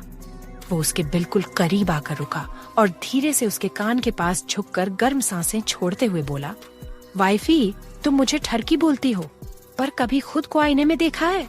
उर्वशी ने चौंक कर उसे देखा, फिर खुद को आईने में देखा। वो अब भी वैसी ही थी, सज धज के तैयार। लेकिन इस बार उसकी नजरों में खुद के लिए थोड़ी सी तारीफ थी, जो शायद डेनिस की बातों से आई थी। डेनिस उसकी इस मासूम हरकत पर हंस पड़ा। सच में, अगर तुम हमेशा इतनी खूबसूरत लगोगी तो मैं तो वाकई ठरकी बन ही जाऊंगा। अब उर्वशी की मुस्कान थोड़ी गहरी हो गई। शर्म से अपनी नजरें झुकाते हुए वो पलटी और फिर हाथ कमर पर रखकर बोली, डेनिस जी, प्लीज अब तंग मत कीजिए। मैं पहले ही बहुत नर्वस हूँ। सबके सामने जाना है, पता नहीं क्या क्या बोलेंगे लोग। डेनिस ने उसकी बात सुनी और फिर बिना कुछ कहे ड्रेसिंग टेबल से उसका मंगलसूत्र उठाया। उर्वशी ने आश्चर्य से उसकी तरफ देखा, लेकिन कुछ बोली नहीं। डेनिस ने बड़े सलीके से वो मंगलसूत्र उसके गले में पहनाया और फिर हल्की मुस्कान के साथ बोला, अब सब पूरा हो गया, अब तुम बिल्कुल मेरी लग रही हो। उर्वशी का दिल जैसे एक पल को थम गया। डेनिस की ये बात उसे भीतर तक छू गई। उसकी आंखें नम होने को आईं, लेकिन उसने झट से पलकों को झपकाकर उन्हें रोक लिया। नर्वस मत हो, सब बहुत अच्छा है। और सबसे बड़ी बात, दादी तुम्हें बहुत पसंद करती है। वो तो कब से कह रही हैं कि उर्वशी घर में आई है, अब तो सब अच्छा ही होगा। उर्वशी ने थोड़ी राहत की सांस ली। दादी मुझे पसंद करती है, ये जानकर बहुत अच्छा लगा। पर आप बताइए, आपको कैसी लग रही हूँ मैं? डेनिस ने हल्के से उसका हाथ पकड़ा और उसे अपने पास खींचते हुए उसके गले की ओर झुक गया। तुम्हें देखकर तो सांसें भी रुकती हैं, उसने फुसफुसाते हुए कहा और फिर उसकी गर्दन पर एक हल्की सी किस की। उर्वशी की सांसें तेज हो गईं। उसने थोड़ा खुद को पीछे करने की कोशिश की, लेकिन डेनिस ने उसकी कमर थाम ली। Best on of luck wifey, उसने कहा और फिर गर्दन पर एक छोटा सा बाइट कर दिया। डेनिस, उर्वशी ने शर्माते हुए उसे हल्के से धक्का दिया। कहीं निशान रह गया तो? डेनिस ने शरारती अंदाज में जवाब दिया, रह जाने दो, ताकि सबको पता चले कि तुम मेरी हो। आप ना बहुत खराब है, उर्वशी ने उसे देखते हुए कहा, लेकिन उसकी आंखों में गुस्से से ज्यादा प्यार था। डेनिस ने उसके माथे को चूमा और फिर उसका हाथ पकड़कर बोला, अब चलें, सब इंतजार कर रहे होंगे। डेनिस जी, उर्वशी ने धीमे स्वर में कहा। थोड़ी देर बस ऐसे ही खड़े रहे आपके साथ, ये पल बहुत सुकून भरा है। डेनिस ने उसका हाथ और कसकर पकड़ा और दोनों चुपचाप एक दूसरे को निहारते रहे। कमरे में शांति छा गई, सिर्फ दीवार पर लगी घड़ी की टिक टिक सुनाई दे रही थी। कुछ देर बाद उर्वशी ने गहरी सांस लेते हुए कहा, ठीक है, अब चलना चाहिए, बहुत लंबा दिन है आज और बहुत खूबसूरत भी। डेनिस ने जवाब दिया और उसका हाथ थामे दरवाजे की तरफ बढ़ गया। वही दूसरी तरफ महल की किचन में सुबह से ही हलचल थी। घी में कुछ तलने की खुशबू पूरे एरिया में फैल रही थी, लेकिन उस गर्म माहौल के बीच एक ठंडी सी चाल चल रही थी और उसे अंजाम दे रही थी मोहिनी चाची। साड़ी का पल्लू कंधे पर ठीक करते हुए मोहिनी चाची एक कोने में खड़ी थी। उनकी आंखें किचन के अंदर भाग दौड़ कर रही मेड पर टिकी थीं, जो एक ट्रे में सामान सजा रही थी। मोहिनी चुपचाप मेड की तरफ बढ़ गई। वो मेड को सबकी नजरों से दूर लेकर गई और उसको नोटों की गड्डी दी। काम वैसा ही होना चाहिए जैसा बताया है, मोहिनी ने धीमे और ठंडे लहजे में कहा। मेड ने झिझकते हुए इधर उधर देखा, फिर हाँ में सिर हिलाया। मैम, आप चिंता मत करो, किसी को भनक भी नहीं लगेगी। अच्छा? मोहिनी की आंखों में एक साया सा उतर आया। बस ध्यान रखना, गलती की कोई गुंजाइश नहीं है। मेड ट्रे लेकर रसोई के अंदर चली गई और मोहिनी ने एक लंबी सांस ली। अब उनके चेहरे पर एक संतुष्ट मुस्कान थी, जैसे कोई बड़ा खेल जीत लिया हो। जैसे ही वो किचन से बाहर निकली, उसने खुद से ही बड़बड़ाना शुरू किया। वैदेही दीदी, आपकी बहू को आपने बहुत सिर पर चढ़ा लिया। अब देखिए आज उसकी पहली रसोई में कैसा तमाशा होता है। जितनी परफेक्ट दिखती है ना वो अंशा, आज उतनी ही शर्मिंदा होगी। और आप तो सबसे बड़ी साक्षी बनेंगी इस फ्री के ड्रामे की। उनकी चाल में एक अलग ही कॉन्फिडेंस था। एक चालाक मुस्कान उनके होठों पर फैल चुकी थी। सबके सामने इतनी बड़ी गलती, और वो भी नई बहू की तरफ से। वाह मोहिनी, तुमने तो कमाल कर दिया। वो कॉरिडोर से गुजरते हुए एक नजर इधर उधर डालती है। चारों ओर फूलों की सजावट चल रही थी। अब देखती हूँ वैदेही दीदी कैसे बचाती हो अपनी लाड डली को इस बार। तुम्हारी परफेक्ट बहू आज सबके सामने जहर बनकर उभरेगी। वहीं दूसरी तरफ अर्पिता खामोशी से गार्डन के एक कोने में खड़ी होकर तैयारियों को देख रही थी। उसकी निगाहें कभी टेंट की डेकोरेशन पर जाती तो कभी स्टेज की लाइटिंग पर। सब कुछ परफेक्ट लग रहा था, या शायद कोई उसकी नजरों में परफेक्ट लग रहा था। उसी वक्त शोभित अपने सिग्नेचर स्टाइल में ट्रे लेकर एंट्री करता है। ट्रे में 2 कॉफी के कप रखे थे, धुआं उड़ाते हुए, जैसे उस ठंडी सुबह को थोड़ी गर्माहट दे रहे हों। वैसे अर्पिता जी, शोभित मुस्कुराते हुए पास आता है। मानना पड़ेगा, आपने मुन्ह दिखाई के फंक्शन की तैयारियों में कोई कमी नहीं छोड़ी। बैंड बाजा बारात जैसा माहौल बना दिया आपने। अर्पिता हल्का मुस्कुराकर कॉफी का कप थामती है। थैंक यू, लेकिन सब अकेले मैंने नहीं किया, सबने मदद की है। बिल्कुल, शोभित ने अपनी कॉफी का घूंट लेते हुए कहा। पर जो पर्सनल टच आपने दिया है ना, वो तो बस आप ही दे सकती हैं। अर्पिता उसके इस कॉम्प्लीमेंट पर कुछ बोलती इससे पहले ही वो अपनी कॉफी थामे दादाजी के पास चली जाती है। शोभित की नजरें उसकी जाती हुई चाल पर टिक जाती हैं। हल्की हवा में उड़ती उसकी साड़ी का पल्लू, उसके बालों की लहर और उसकी सादगी, सब कुछ शोभित को खींच रहा था। वो धीमे से बड़बड़ाता है। अर्पिता जी, चाहे आप जितनी कोशिश कर लो मुझसे दूर जाने की, पर अब आप मेरे दिल में घर कर चुकी हैं। बहुत जल्द आप मेरी बनेंगी। पर तभी म्याऊं म्याऊं, नीचे से बिल्लू शोभित को घूरते हुए लगातार आवाजें निकालने लगता है, जैसे कह रहा हो मेरी दीदी से दूर रहो। शोभित झुककर बिल्लू को गोद में उठा लेता है और उसकी नाक के पास अपनी उंगली हिलाकर कहता है, छोटे साले साहब, इतनी टेंशन लेना सेहत के लिए ठीक नहीं है। जब आपके बड़े भैया मेरी बहन से शादी कर सकते हैं तो फिर मैं आपकी दीदी से क्यों नहीं। बिल्लू फिर से म्याऊं करता है, लेकिन इस बार थोड़ी कम जोश में, शायद शोभित की बात पर सोच में पड़ गया हो। उसी वक्त पीछे से विकी की आवाज आती है। ओहो शोभित भाई, क्या बात है, अभी से ही अपने छोटे साले साहब पर धौंस जमाई जा रही है।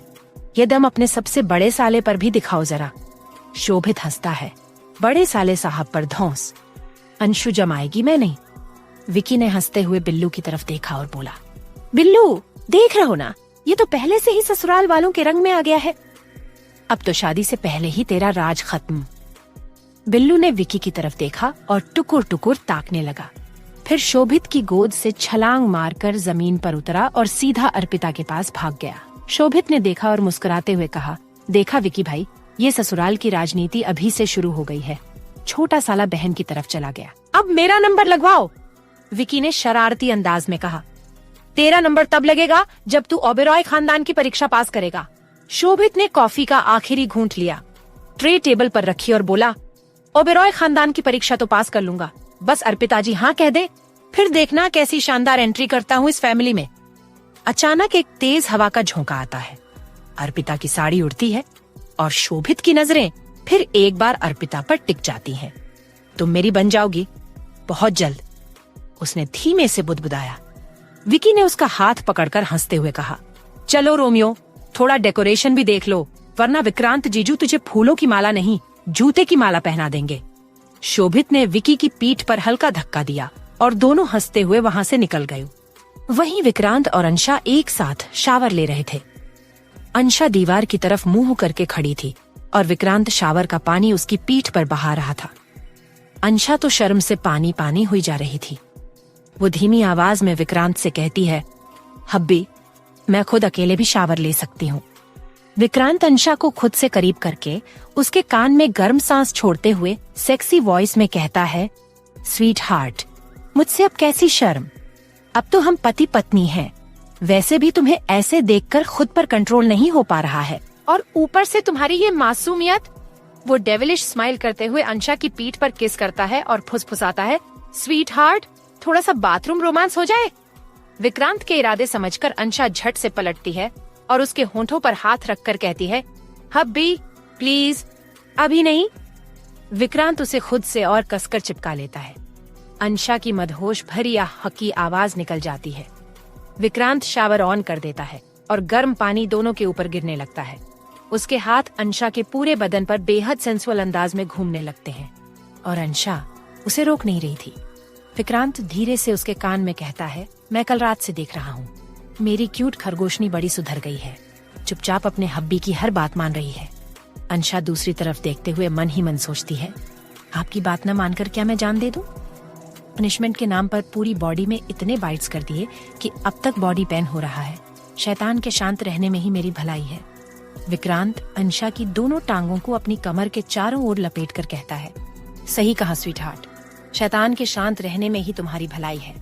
तो अब इस शैतान की भूख को शांत करो। अंशा विक्रांत को हैरानी भरी नजरों से देखती है और मन में सोचती है, विक्रांत सर को मेरी मन की बात कैसे पता चल गई? वहीं विक्रांत अंशा की कमर को होल्ड करते हुए कहता है, स्वीट हार्ट, मैं तुम्हें तुमसे भी बेहतर जानता हूँ। अब चलो, अपने हब्बी को तड़पाओ मत, वरना रात में यही भूख शेर बनकर और भी ज्यादा खूंखार हो जाएगी। अंशा धीरे से विक्रांत के कान में कहती है, आप बहुत बुरे हो। आप क्या चाहते हो? मैं अपनी पहली रसोई के लिए टाइम पर भी न पहुंचूं। मैं वैसे ही पहले से लेट हूँ। विक्रांत अंशा की गर्दन पर किस करता है और फिर मुस्कुराते हुए कहता है, पहले होंठों पर किस दो, फिर सोचूंगा तुम्हारी बात माननी है या नहीं। अंशा मुंह फुलाकर कहती है, मैं आपको किस नहीं करूंगी, आप मुझे बहुत परेशान करते हो। विक्रांत एक आईब्रो ऊपर उठाकर अंशा को देखता है। अंशा उसके गुस्से भरे लुक को देखकर झट से उसके होंठों पर अपने होंठ रख देती है और किस करने की कोशिश करने लगती है, मगर उसकी किस कुछ ज्यादा ही मासूम होती है। अंशा विक्रांत के होंठों को जैसे लॉलीपॉप की तरह चूस रही थी। विक्रांत अंशा की इस प्यारी हरकत को पूरे दिल से एंजॉय कर रहा था। इस वक्त अंशा ने आंखें बंद कर रखी थी और उसका चेहरा बहुत ही क्यूट लग रहा था। करीब 1 घंटे बाद विक्रांत और अंशा शावर लेकर बाहर निकलते हैं। दोनों ने बाथरोब पहन रखा था। विक्रांत अंशा को गोद में उठाकर चेंजिंग रूम की ओर ले जाता है। विक्रांत अंशा को चेंजिंग रूम के काउच पर बैठा देता है। फिर वह खुद पहले ब्राउन कलर का कोट पैंट और डार्क ग्रीन कलर की शर्ट पहनकर तैयार हो जाता है। तैयार होने के बाद विक्रांत अंशा की ओर देखता है और उसे इशारे से अपने पास बुलाता है। अंशा उसके पास जाकर किसी मासूम बच्चे की तरह खड़ी हो जाती है। वो विक्रांत का हाथ पकड़कर मासूमियत से कहती है, हब्बी, क्या मैं जीन्स और टॉप पहन सकती हूँ? साड़ी में मुझे बहुत प्रॉब्लम होती है। विक्रांत उसकी नाक से अपनी नाक टच करते हुए मुस्कुराकर कहता है, स्वीट हार्ट, तुम्हें जो पहनना है वो पहनो। अंशा खुशी से उछलते हुए उसके गले लग जाती है और कहती है, थैंक यू हब्बी। फिर अंशा अपना वार्डरोब खोल कर देखती है तो उसमें एक से बढ़कर एक साड़ियां रखी थी। वो क्यूट फेस बनाकर शिकायती लहजे में कहती है, हब्बी, यहाँ तो साड़ी ही साड़ी है, अब मैं क्या करूँ? विक्रांत एक रॉयल ब्लू कलर की नेट साड़ी निकालकर उसकी ओर बढ़ाते हुए कहता है, स्वीट हार्ट, आज तो साड़ी पहन लो। वैसे भी आज रात हम हनीमून पर निकल रहे हैं। विक्रांत के मुंह से हनीमून सुनते ही अंशा शर्मा जाती है। कुछ देर बाद एक्साइटमेंट से भरकर पूछती है, हब्बी, हम हनीमून पर कहाँ जा रहे हैं? विक्रांत उसके गालों को प्यार से सहलाते हुए जवाब देता है, सरप्राइज स्वीट हार्ट। फिर वह अंशा को चेंजिंग रूम में लगे मिरर के सामने खड़ा करता है और उसका बाथरोब उतारने लगता है। अंशा सवालिया नजरों से उसे देखती है। विक्रांत मुस्कुराकर कहता है, स्वीट हार्ट, तुम्हें साड़ी पहनाने वाला हूँ। विक्रांत की आंखों में छुपी शरारत देख अंशा मन में बड़बड़ाती है। ये ठरकी आदमी कभी भी रोमांस का मौका नहीं छोड़ता। हैवासी हब्बी, वो हल्की सी स्माइल करती है और आंखें बंद कर लेती है। विक्रांत उसका बाथरोब नीचे गिरा देता है और फिर अंशा को इनरवियर पहनाता है। उसके टच में एक अलग ही गर्माहट थी। वो उसे बहुत ही सेंसुअल तरीके से छू रहा था। अंशा की धड़कनें बेकाबू हो चुकी थीं। वो अपनी मुट्ठी कसकर बंद कर लेती है और चुपचाप उस टच को महसूस करने लगती है। फिर विक्रांत उसे ब्लाउज और पेटीकोट पहनाता है और उसके बाद साड़ी। वो साड़ी का पल्लू अंशा के कंधे पर ठीक से रखता है और धीरे धीरे प्लेट्स बनाता है। पंजों के बल बैठकर एक नजर अंशा के खूबसूरत चेहरे को देखता है। फिर साड़ी की प्लेट्स को बेहद सेंसुअल तरीके से उसके पेटीकोट में डालते हुए अंशा के नेवल पर किस करता है और कहता है, स्वीट हार्ट, साड़ी बांध चुका हूँ, अब आंखें खोल कर देखो। लेकिन अंशा शर्म की वजह से अपनी आंखें नहीं खोलती। विक्रांत मुस्कुराता है, फिर उसे वैसे ही गोद में उठा लेता है और रूम में ले जाकर ड्रेसिंग टेबल के सामने खड़ा कर देता है। वहीं पूरा परिवार लिविंग हॉल में बैठा था। तभी उर्वशी और डेनिस तैयार होकर नीचे हॉल में आते हैं। उर्वशी घर के बड़ों के पैर छूकर आशीर्वाद लेती है। वहीं मोहिनी चारों ओर देखकर कहती है, वैदेही दीदी, आपकी बहू तो अब तक नहीं आई। आपकी बहू को हमारे परिवार के नियमों को समझना चाहिए। कल भी आपकी बहू दोपहर को ही अपने कमरे से निकली थी। आपकी बहू तो बहुत तेज है। वहीं वैदेही जी बहुत प्यार से मोहिनी के गले पर हाथ रखते हुए कहती हैं, मोहिनी, हमारी बहू को छोड़ो, वो जैसी भी है हमें वैसे ही चलेगी। लेकिन तुम प्रशांत के लिए एकदम चुनकर बहू लाना, ठीक है? मोहिनी वैदेही जी का तंज समझ गई थी, लेकिन फिर भी सबके सामने मुस्कुरा रही थी। तभी विक्रांत अंशा की कमर में हाथ डालकर सीढ़ियों से नीचे आता है। अंशा ने बाल खुले छोड़े थे, मांग में सिंदूर भरा था, चेहरे पर बहुत हल्का मेकअप था, होंठों पर रेड कलर की लिपस्टिक, कानों में डायमंड के बड़े बड़े इयररिंग्स, गले में मंगलसूत्र, मेहंदी लगे हाथों में चूड़ा और कमर पर कमरबंद पहना था। अंशा इस वक्त किसी अप्सरा से कम नहीं लग रही थी। वहीं विक्रांत भी बहुत हैंडसम लग रहा था। दोनों की जोड़ी मेड फॉर ईच अदर लग रही थी। अंशा को रीति रिवाजों के बारे में ज्यादा कुछ पता नहीं था, इसलिए वो विक्रांत की फैमिली को फ्लाइंग किस करते हुए गुड मॉर्निंग बोलती है। सभी लोग अंशा की क्यूट हरकत देखकर हल्के से मुस्कुरा देते हैं। वहीं विक्रांत अंशा की कमर पर अपनी पकड़ मजबूत करते हुए उसके कान में कहता है, स्वीट हार्ट, तुम्हारी किस और फ्लाइंग किस पर मेरा हक है, ये तुम किसी और को नहीं दे सकती। अंशा धीरे से कहती है, हब्बी, मैं रोज सुबह आपको और बेबीज को ऐसे ही तो गुड मॉर्निंग विश करती हूँ, और ये तो हमारी फैमिली है, तो इन्हें फ्लाइंग किस कर ही सकती हूँ। विक्रांत अंशा को खाने वाली नजरों से देखता है। वहीं मोहिनी पहले दिन से ही विक्रांत के अंशा के प्रति व्यवहार को नोटिस कर रही थी। उसे दाल में कुछ काला लग रहा था, लेकिन उसने ये बात किसी से शेयर नहीं की थी। दादी अंशा और उर्वशी को अपने पास बुलाकर दोनों के गालों पर प्यार से हाथ फेरते हुए कहती हैं, मुझे तो अपनी दोनों बहुओं का गुड मॉर्निंग बोलने का तरीका बहुत अच्छा लगा। वहीं वैदेही जी अंशा को अपने गले लगाकर कहती हैं, हमें तो अपनी क्यूट बहू का नया गुड मॉर्निंग बोलने का अंदाज बहुत अच्छा लगा। रघुवेंद्र जी अंशा के सिर पर हाथ फेरते हुए कहते हैं, बेटा, आपको जैसे रहना है वैसे ही रह सकती हो। अंशा खुशी से रघुवेंद्र जी को गले लगाते हुए पूछती है, क्या सच में डैडी, मैं अपने पसंद के कपड़े पहन सकती हूँ? रघुवेंद्र जी और वैदेही जी हाँ में सिर हिलाते हैं। वहीं विक्रांत ये सब बहुत ध्यान से देख रहा था। वो समझने की कोशिश कर रहा था कि आखिर उसके ही घर वालों ने उसकी मंगेतर से झूठ बोलकर उसकी शादी क्यों करवाई। तभी दादाजी अपनी रौबदार आवाज में कहते हैं, कुसुम जी, आप नई बहुओं को किचन दिखा दीजिए ताकि वो अपनी पहली रसोई बना सकें। पीयूष अंशा और उर्वशी से पूछता है, आप दोनों को खाना बनाना आता है? उर्वशी हाँ में सिर हिलाती है। वहीं अंशा स्टाइल से अपने बाल पीछे करते हुए कहती है, ये तो तुम हमारे हाथ का खाना खाकर ही जान पाओगे। कुसुम जी, वैदेही जी और मोहिनी उर्वशी और अंशा को किचन में लेकर जाती हैं।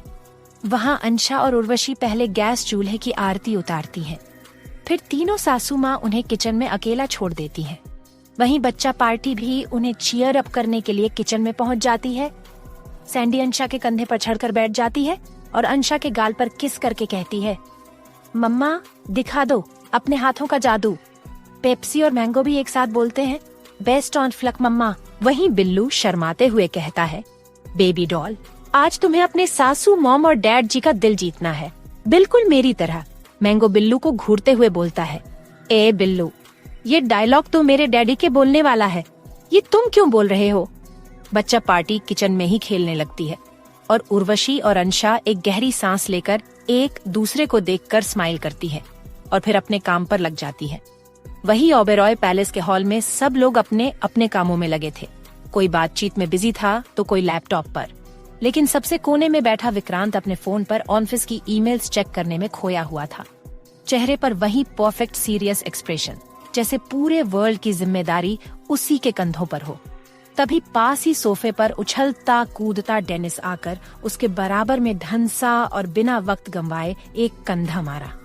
भाई, जो भी कहो, मेरी साली साहिबा तो दिल जीत लेने वाली निकली यार, डेनिस ने शरारती मुस्कान के साथ कहा। आज जो उसने फ्लाइंग किस वाला गुड मॉर्निंग बोला ना, ससुराल वालों का मूड ही फ्रेश कर दिया। सुपर क्यूट, मेरी साली की जय हो साली रॉक्स। विक्रांत ने सिर उठाकर उसे ऐसे देखा जैसे अभी फोन नहीं, डेनिस को पटक देगा। साली के जीजा ज्यादा खुद को मत, विक्रांत ने ठंडी आवाज में कहा, वरना उसकी गलती की सजा तुझे भुगतनी पड़ेगी। डेनिस ने हंसते हुए जवाब दिया, अरे भाई, अब मेरी साली ने ऐसा क्या कर दिया कि तुम टेढ़े हो रहे हो? कहीं ऐसा तो नहीं कि फर्स्ट नाइट पर भी तुम्हें झटका दे दिया हो? मतलब आप तैयार खड़े थे और मेरी साली गायब? विक्रांत की आंखों में अब गुस्से से ज्यादा खतरनाक मजाक की चिंगारी चमकने लगी। ज्यादा उड़ मत बेटा, उसने धीरे से कहा। तू तो सामने देख, तेरा ससुर, वो बूढ़ा, कैसे तुम्हें एक्सरे जैसी नजरों से देख रहा है। लगता है सब समझ गया है। कैसे तू उसे जबरदस्ती नाना बनाने की कोशिश में लगा है। मुंबई जाकर उर्वशी की शक्ल भी देखने नहीं देगा वो तुझे। उर्वशी से मिलना तो छोड़ ही दे। डेनिस का चेहरा एक पल को ऐसा बन गया जैसे किसी ने उसकी फ्रेंच फ्राइज छीन ली हो। अबे यार, तू तो सच में डराता है। अरे मैं तो बस हंसी मजाक में। Oh really? विक्रांत ने बीच में टोका। हंसी मजाक में कोई इतनी बकवास नहीं करता। और तेरा बूढ़ा ससुर सबको बोल रहा है, देखो कैसे ये ठरकी दामाद बाबू मेरी बेटी को बरगला रहा है। पास ही बैठे पीयूष और प्रशांत ये सुनकर ठाका मारकर हंस पड़े। पीयूष ने तो डेनिस को पकड़ लिया। डेनिस भाई, पहले ससुर जी को ही पटा लो, उर्वशी बाद में। प्रशांत भी बोला, और अगर ससुर जी ने आपको डेंजरस लवर घोषित कर दिया तो उर्वशी से मिलने के लिए किसी बॉर्डर पास की जरूरत पड़ेगी। डेनिस ने सबकी तरफ देखा। तुम सब एक जैसे हो, मेरे खिलाफ गैंग बना ली है। विक्रांत ने तिरछी मुस्कान के साथ गर्दन झुकाई। अच्छा, अब मिर्च लग रही है। वैसे तेरा बूढ़ा ससुर तेरी सारी रोमांटिक प्लानिंग बर्बाद करने के मूड में लग रहा है, तो तुम अपनी देखो। डेनिस ने आंखें तरेरी। और भाई, तुम्हारी तो पूरी रात बर्बाद लग रही है। सुबह से फोन में घुसे हो, कहीं साली साहिबा ने रात को रोमांस करने से इनकार तो नहीं कर दिया? विक्रांत ने एक लंबी सांस ली, फिर ड्रामेटिक अंदाज में बोला, कसम से, ये जो साली साली कह रहा है ना, तेरी साली ने जो किया है ना। क्या किया? सब एक साथ बोले। अब सबका ध्यान उधर ही था। विक्रांत ने फोन साइड में रखा और बोला, सुबह सुबह 3 बार अलार्म बजाया, 3 बार बंद किया। फिर आंख खोलकर मुझे देखा और बोली, हबी, आज हमारी पहली रसोई है। आप क्या बनाओगे? आप जो बनाओगे मैं सबको अपने नाम से वहीं खिला दूंगी। सब फिर से हंसी से लौटपोट हो गए। भाई, फर्स्ट नाइट पर तुमने मेरी साली को कुछ ज्यादा ही परेशान कर दिया कि उसका दिमाग ही हिल गया, डेनिस बोला। विक्रांत बस डेनिस को घूरता रहा। पीयूष ने विक्रांत और डेनिस की चुटकी ली। वैसे आप दोनों बहुत लकी हैं। आपको दुनिया की सबसे खूबसूरत और मासूम लड़कियां मिली हैं। विक्रांत पीयूष का कान पकड़ते हुए बोला, मेरी स्वीट हार्ट की तारीफ करने की तुम्हें जरूरत नहीं है। पीयूष ने दांतों के बीच जीभ दबाकर कहा, ओके ब्रो, अंशा का मैं अब नाम भी नहीं लूंगा। डेनिस ने विक्रांत का कंधा थपथपाया। भाई, अब लग रहा है तुम भी मेरी तरह मजनू की कैटेगरी में आ गए हो। वैसे साली हो या बीवी, लड़कियां सब एक जैसी होती हैं, मासूम शक्ल और खतरनाक इरादे। विक्रांत ने तीनों लड़कों को घूरा। डेनिस ने आखिर में फुल ड्रामे के साथ कहा, अब से मेरी साली साहिबा के बारे में कोई कुछ नहीं बोलेगा। मैं खुद ही बहुत कुछ भुगत रहा हूँ, और ससुर जी की तो मैं स्पेशल लिस्ट में आ चुका हूँ। Most wanted Romeo. विक्रांत अपनी लाल आंखों से बस उन तीनों लड़कों को घूरता रहा। वहीं मोहिनी वैदेही जी के बगल में बैठकर उनके कान भरने का काम कर रही थी। वैदेही दीदी, इस अंशा ने तो विक्रांत के साथ साथ उसके बेबीज पर भी जादू कर दिया है। विक्रांत जब से इस अंशा से मिला है तब से इस लड़की के आसपास ही घूमता रहता है, और अब उसके बेबीज भी देखिए कैसे उसके आगे पीछे घूमते रहते हैं। आप देख रही हैं ना, सुबह से तीनों किचन में ही घुसे हुए हैं, और हमारा बिल्लू जो आपके अलावा किसी और के साथ रहता ही नहीं था, अब वो भी इस अंशा के पीछे पीछे घूम रहा है। वैदेही जी मोहिनी को देखकर बोली, मोहिनी तुम अपनी फिक्र करो, हमारी छोड़ो। वहीं किचन में बिल्लू अंशा के कंधे पर बैठकर उसके चेहरे पर फूंक मारते हुए कहता है, बेबी डॉल, तुम खाना बनाते हुए भी कितनी खूबसूरत लगती हो। काश तुम एक बिल्ली होती तो आज तुम मिसेस अंशा बिल्लू ओबेरॉय होती। अंशा बिल्लू की बात पर हंसने लगती है, लेकिन बिल्लू की बात किसी को बहुत चुभ जाती है, और वो थे विक्रांत और अंशा के 3 सुपर क्यूट बेबीज। वहीं मैंगो बिल्लू को घूरते हुए बोलता है, मेरी मम्मा मेरे डैडी की है, तुम रुको। Sandy attack Billu. बिल्लू उन तीनों से बचकर भाग जाता है, और विक्रांत अंशा के बेबीज भी उसके पीछे दौड़ पड़ते हैं। वहीं उर्वशी कढ़ाई पनीर बनाते हुए कहती है, अंशु बेबीज की वजह से पूरे दिन घर में रौनक लगी रहती होगी। अंशा गाजर का हलवा चलाते हुए मुस्कुराकर बोलती है, उर्वशी दी, ये तीनों जितने सीधे दिखते हैं उतने हैं नहीं। ये मुझे लेकर बिल्कुल अपने डैडी की तरह ओवर पजेसिव है। अभी आपने देखा ना, बिल्लू ने मेरी खूबसूरती की तारीफ क्या कर दी। तीनों उसके पीछे मारने दौड़ पड़े। उर्वशी तो अंशा की क्यूट बातों को सुनकर हंसने लगती है। वहीं सर्वेंट्स उनकी मदद कर रहे थे, लेकिन ज्यादातर खाना अंशा ही बना रही थी। ऐसा कोई खाना नहीं था जो उन दोनों ने न बनाया हो। अंशा ने तो पिज्जा, बर्गर, पानी पटाशे, समोसे जैसे फास्ट फूड भी बनाए थे। दोनों ने मिलकर 3 घंटे में सारा खाना बनाकर रेडी कर दिया। वहीं उर्वशी का हाथ थोड़ा सा जल गया था तो अंशा दवाई लेने चली जाती है। मोहिनी चाची ने जिस मेड को पैसे दिए थे वही मेड उर्वशी से कहती है, मैम आपको शायद बाहर कोई बुला रहा है। उर्वशी मेड की बात सुनकर किचन से बाहर चली जाती है। उधर किचन का बाकी स्टाफ भी इधर उधर हो चुका था। इस वक्त किचन में कोई नहीं था। वो मेड मौका देखकर सभी सब्जियों में नमक और मिर्च पाउडर भर भर के डाल देती है और काम करके मोहिनी चाची को फोन पर मैसेज भेज देती है। मोहिनी चाची मैसेज पढ़कर बहुत खुश होती है। कुछ देर बाद सर्वेंट डाइनिंग टेबल पर खाना लगा देते हैं।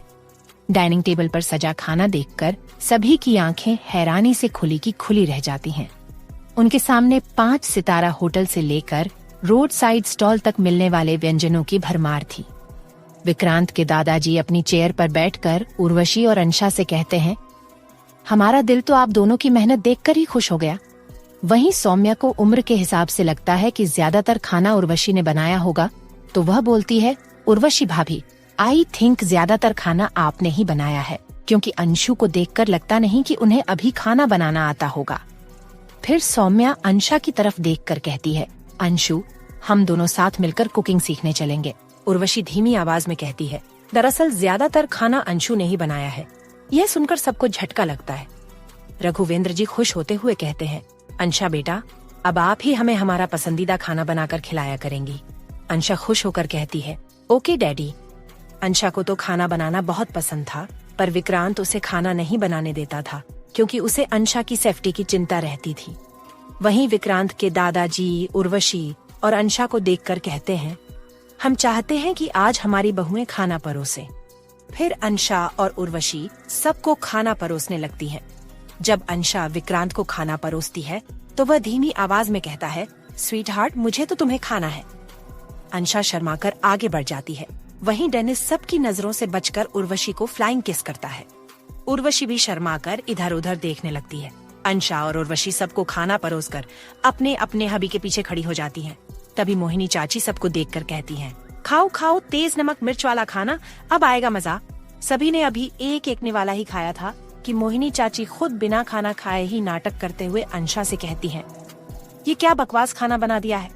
किसी सब्जी में तेज नमक है, किसी में मिर्च ज्यादा है, पूरा डिब्बा ही उड़ेल दिया क्या। वैसे तुम्हारे माँ बाप ने मरने से पहले तुम्हें संस्कार नहीं सिखाए क्या कि शादी के बाद एक लड़की को क्या करना होता है। हाँ, बस तुम्हारे माँ बाप ने मरने से पहले तुम्हें पति को रिझाना ही सिखाया होगा। मोहिनी चाची की बात सुनकर विक्रांत गुस्से से खड़ा हो जाता है। विक्रांत का गुस्सा तो दूर दूर तक मशहूर था। वहीं मोहिनी चाची उसकी गुस्से से लाल आंखें देखकर डर जाती हैं और अपने साथ बैठे भूषण जी का हाथ पकड़ लेती है। उधर अंशा अपने मम्मी पापा के बारे में बुरा सुनकर रोने लगती है। विक्रांत अंशा को रोते हुए देखता है और कुछ कहने ही वाला होता है कि तभी गजेंद्र जी की तेज आवाज सबके कानों में गूंजती है। गजेंद्र जी मोहिनी पर गुस्सा करते हुए कहते हैं, मोहिनी बहू, आप कोई सड़क छाप नहीं है कि अपनी घर की बहू के बारे में ऐसी घटिया बातें करें। रही खाने की बात, तो खाना बहुत अच्छा है, हमारे महल के शेफ से भी ज्यादा स्वादिष्ट बना है। आप पहले खाना छक तो लेती, फिर कुछ कहती। वहीं कुमुद जी अंशा की आंखों में आंसू देखकर मोहिनी से कहती हैं, मोहिनी, अंशा से माफी मांगो और अगर आप हमारे फैसले से नाखुश हैं तो हम आपको आपके मायके भिजवा सकते हैं।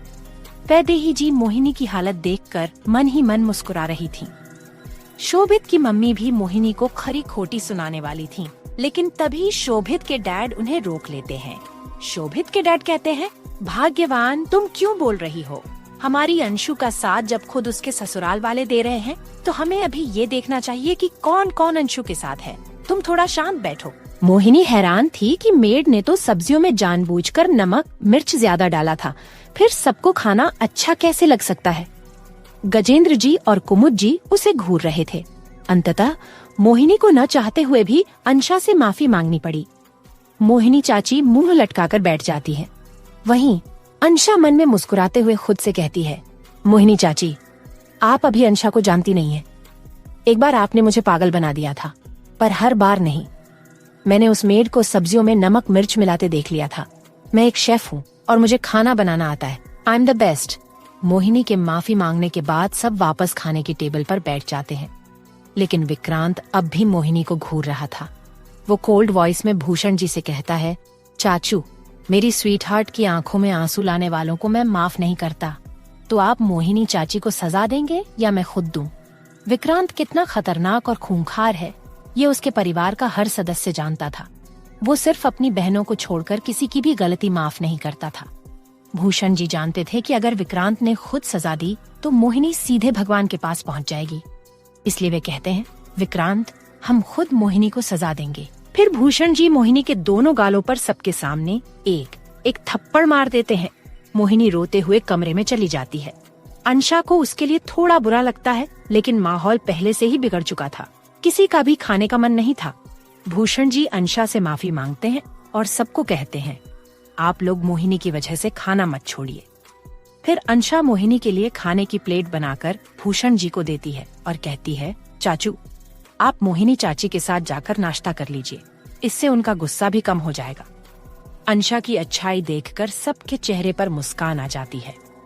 विक्रांत अंशा को अपने पास वाली कुर्सी पर बिठाकर खुद अपने हाथों से नाश्ता कराता है। सब उसकी और उर्वशी की तारीफ करने लगते हैं। गजेंद्र जी अंशा और उर्वशी को बुलाकर कहते हैं, तुम दोनों इस घर की अन्नपूर्णा हो, ये तुम्हारा नेह है। कुमुद जी दोनों को एक जैसे डायमंड के कंगन देती हैं। रघुवेंद्र जी और वैदेही जी कुंदन का रानी हार गिफ्ट करते हैं। पीयूष लेटेस्ट मोबाइल देता है। अर्पिता और सौम्या ब्रांडेड वॉच गिफ्ट करती है। प्रशांत और अंकिता का मन अपनी मम्मी की बेइज्जती से दुखी था।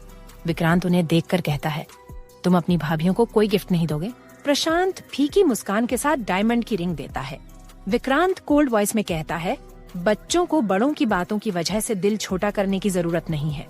विक्रांत की बात सुनकर प्रशांत और अंकिता सिर हिलाते हैं। अंशा उसके पास जाकर कहती है, सर, आपने मुझे कुछ दिया ही नहीं। विक्रांत उसे अपनी गोद में बैठाकर कहता है, स्वीट हार्ट, रूम में चलो, फुर्सत से तुम्हारा नेक दूंगा। अंशा उसकी बेशर्मी देखकर शर्मा जाती है और उसकी गोद से उठकर कमरे में भाग जाती है। सब दोनों की क्यूट नोकझोंक देखकर हंसने लगते हैं। सैंडी विक्रांत की गोद में आकर म्याऊं म्याऊं करती है, मानो कह रही हो, अंशा के हाथ से खाना खिलाओ। विक्रांत उसकी बात समझ जाता है और सर्वेंट को बेबीज का खाना लाने के लिए कहता है।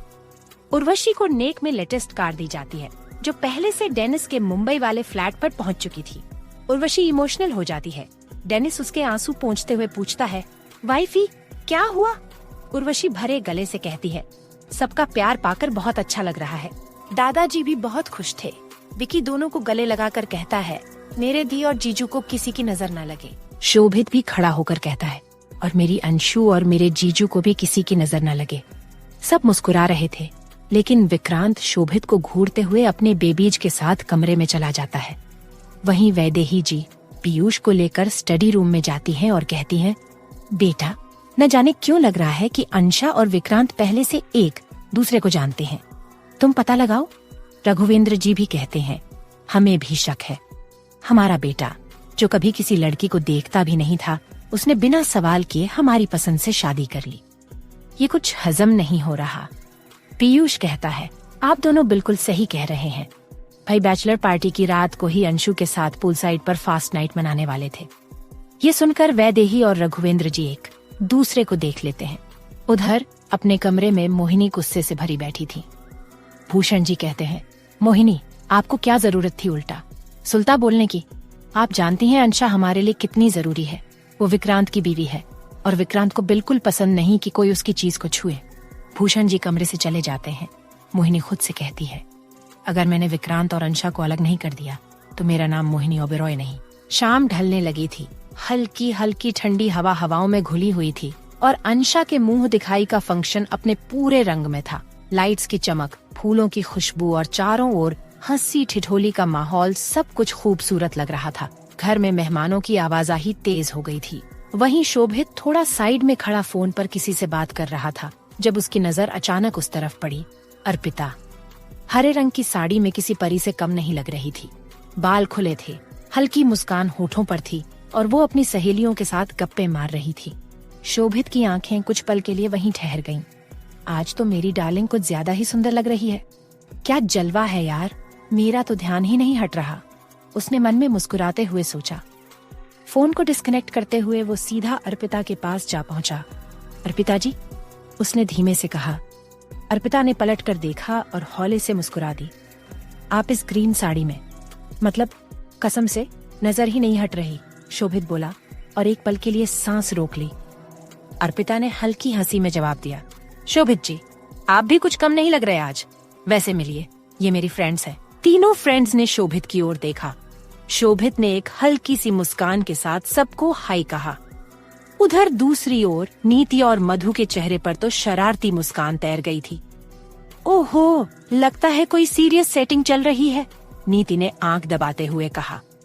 मधु ने आइसक्रीम का एक चम्मच मुंह में डालते हुए शोभित को कनखियों से देखते हुए बोला, इस लड़के को अभी तक विक्रांत जी की तेज निगाहें नहीं देख पाईं, तभी बेधड़क अर्पिता के इर्द गिर्द मंडरा रहा है। विकी, जो थोड़ा दूरी पर खड़ा था, मधु के कंधे पर कोहनी टिकाते हुए मुस्कुरा गया। अगर विक्रांत जी ने पकड़ भी लिया तो शोभित बड़े स्टाइल में कहेगा, जीजू, जब आप मेरी बहन से शादी कर सकते हैं तो मैं आपकी बहन से क्यों नहीं कर सकता? हाय! इतना सुनते ही नीति की हंसी छूट गई। बिल्कुल, पर विक्रांत जी का गुस्सा देखा है तुमने? उस बेचारे शोभित को फिर न जीजू कहने का मौका मिलेगा न कुछ और। नीति हंसी रोकते हुए बोली। मधु ने दूसरा कप उठाया और दोनों को घूरते हुए बोली, चलो बताओ, अगर विक्रांत जी ने इस शोभित को अर्पिता से नैन मटका करते रंगे हाथ पकड़ लिया तो फिर? विकी ने सोचते हुए सिर खुजाया। मुझे तो लगता है वो सीधा इसकी शादी आगरा के पागल खाने में किसी पगली से करवा देंगे और बारात भी खुद लीड करेंगे। तीनों जोर से हंस पड़े। शोभित ने हल्का सा देखा उनकी ओर और जैसे ही नजरें मिली, नीति ने झट से मुंह घुमा लिया, जैसे वो तो बस गपशप कर रही थी। इधर शोभित, जो अर्पिता से बातें कर रहा था, धीमे से बोला, आपकी फ्रेंड्स मुझे ऐसे देख रही हैं, क्या ये मेरा इंटरव्यू लेना चाहती हैं? अर्पिता की फ्रेंड शोभित की बात से हंस पड़ी। अर्पिता मुस्कुराकर बोली, अरे इन्हें आदत है, थोड़ा तेज ऑब्जर्व करती हैं। और आप? शोभित ने एकदम धीमे से पूछा। अर्पिता उसकी आंखों में देखकर बोली, मैं तो आपको बहुत पहले से जानती हूँ शोभित जी, ओन ऑब्जर्व करना जरूरी नहीं समझा। शोभित का दिल बल्लियों उछल पड़ा। अच्छा सुनिए, जब आप मुझे इतने अच्छे से जानती हैं तो एक बात बताइए, आज आप सबसे ज्यादा खूबसूरत लग रही हैं, तो क्या मैं आपको पूरे फंक्शन में अपने साथ रख सकता हूँ? बस नजर हटाना नहीं चाहता। अर्पिता थोड़ा शर्मा गई, उसकी नजरें झुक गईं, लेकिन होठों पर मुस्कान ठहर गई। अगर मेरी सहेलियां बीच में ना आए तो शायद आप रख भी सकते हैं, वो चुपके से बोली। वहीं दूर खड़े तीनों दोस्त शोभित और अर्पिता की बातचीत पढ़ने की कोशिश कर रहे थे। नीति कान के पास हाथ ले जाते हुए बोली, देखो वो मुस्कुरा रही है, मतलब सेटिंग पक्की हो रही है। मधु ने आंखें नचाते हुए कहा, चलो अब काउंटडाउन शुरू करते हैं। कब विक्रांत जी आकर शोभित को उठा ले। विकी हंसते हुए बोला, और तब हम तीनों चुपचाप आइसक्रीम खाते हुए तमाशा देखेंगे।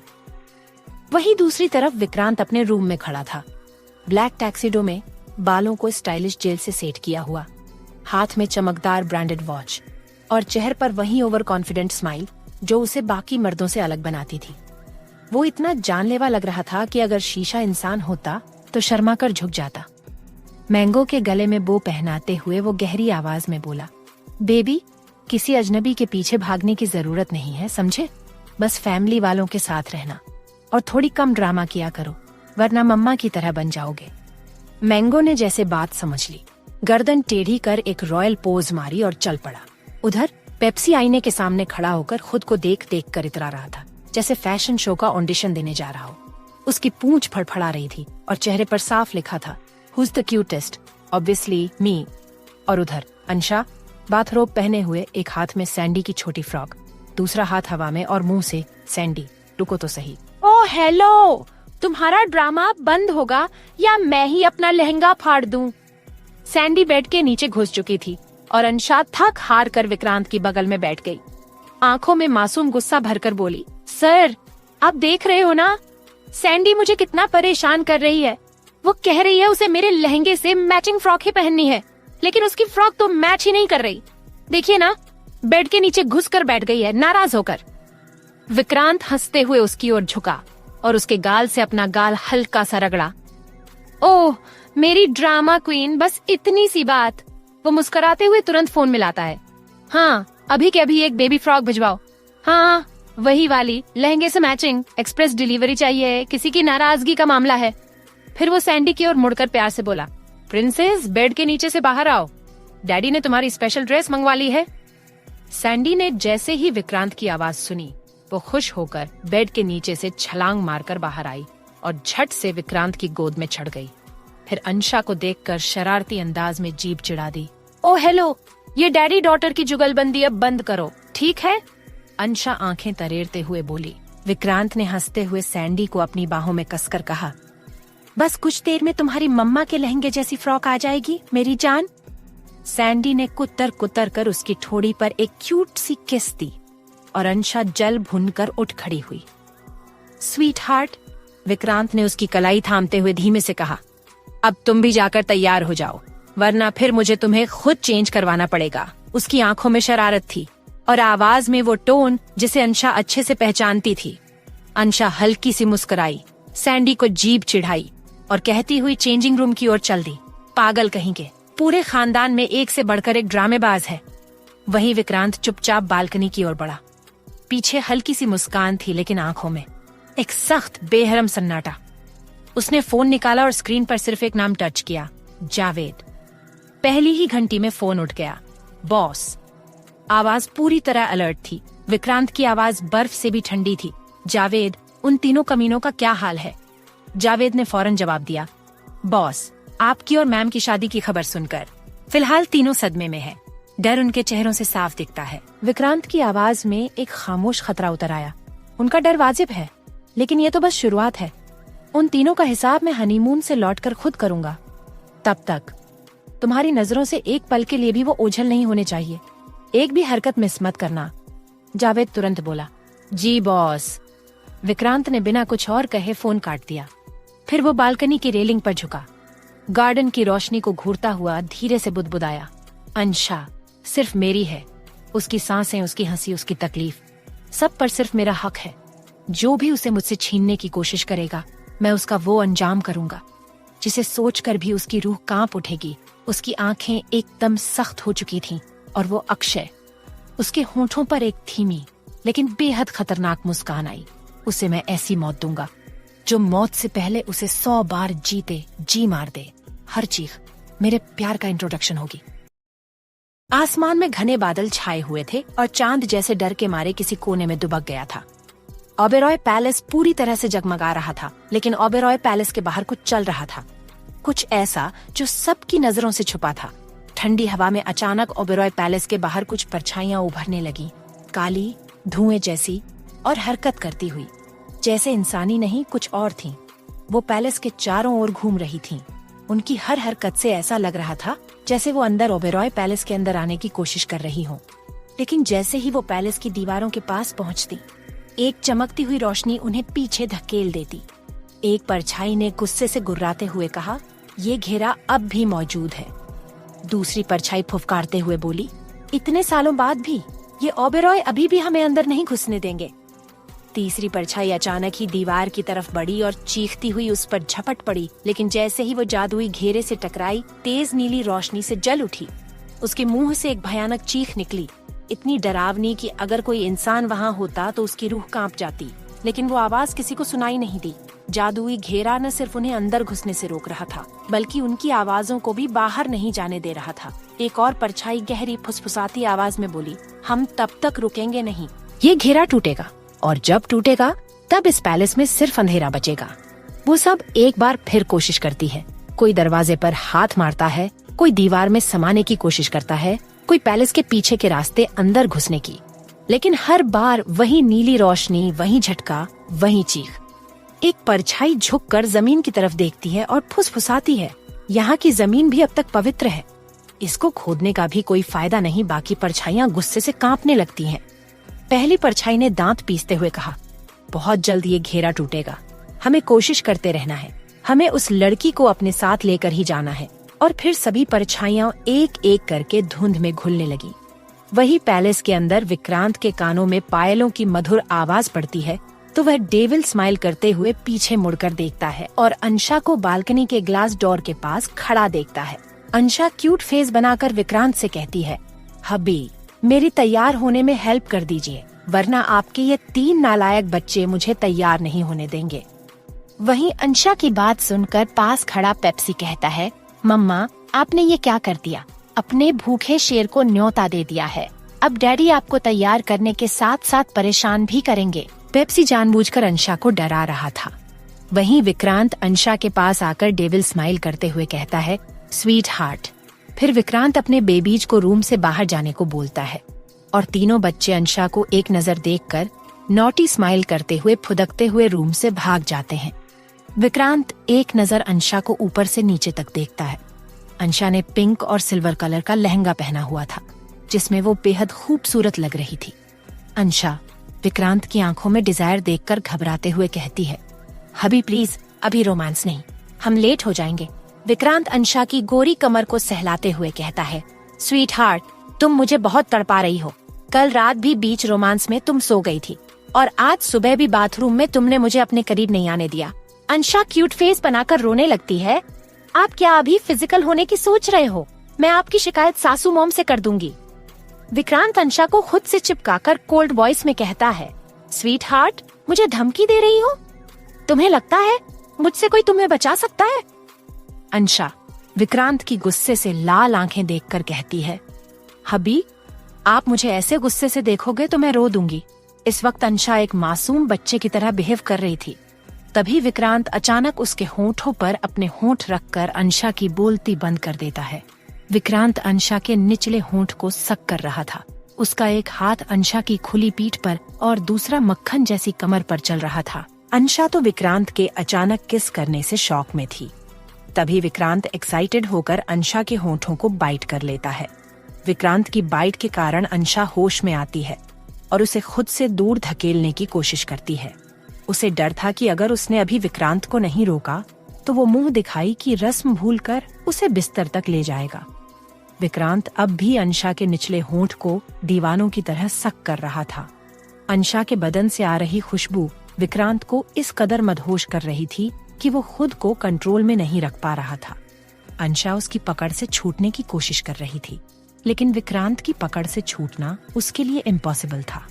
जब विक्रांत देखता है कि अंशा को अब सांस लेने में दिक्कत हो रही है, तो वह उसके होंठों को फ्री कर देता है और फिर उसकी गर्दन पर आ जाता है। विक्रांत वाइल्ड होते हुए उसकी गर्दन पर किस करने के साथ साथ बाइट भी करने लगता है।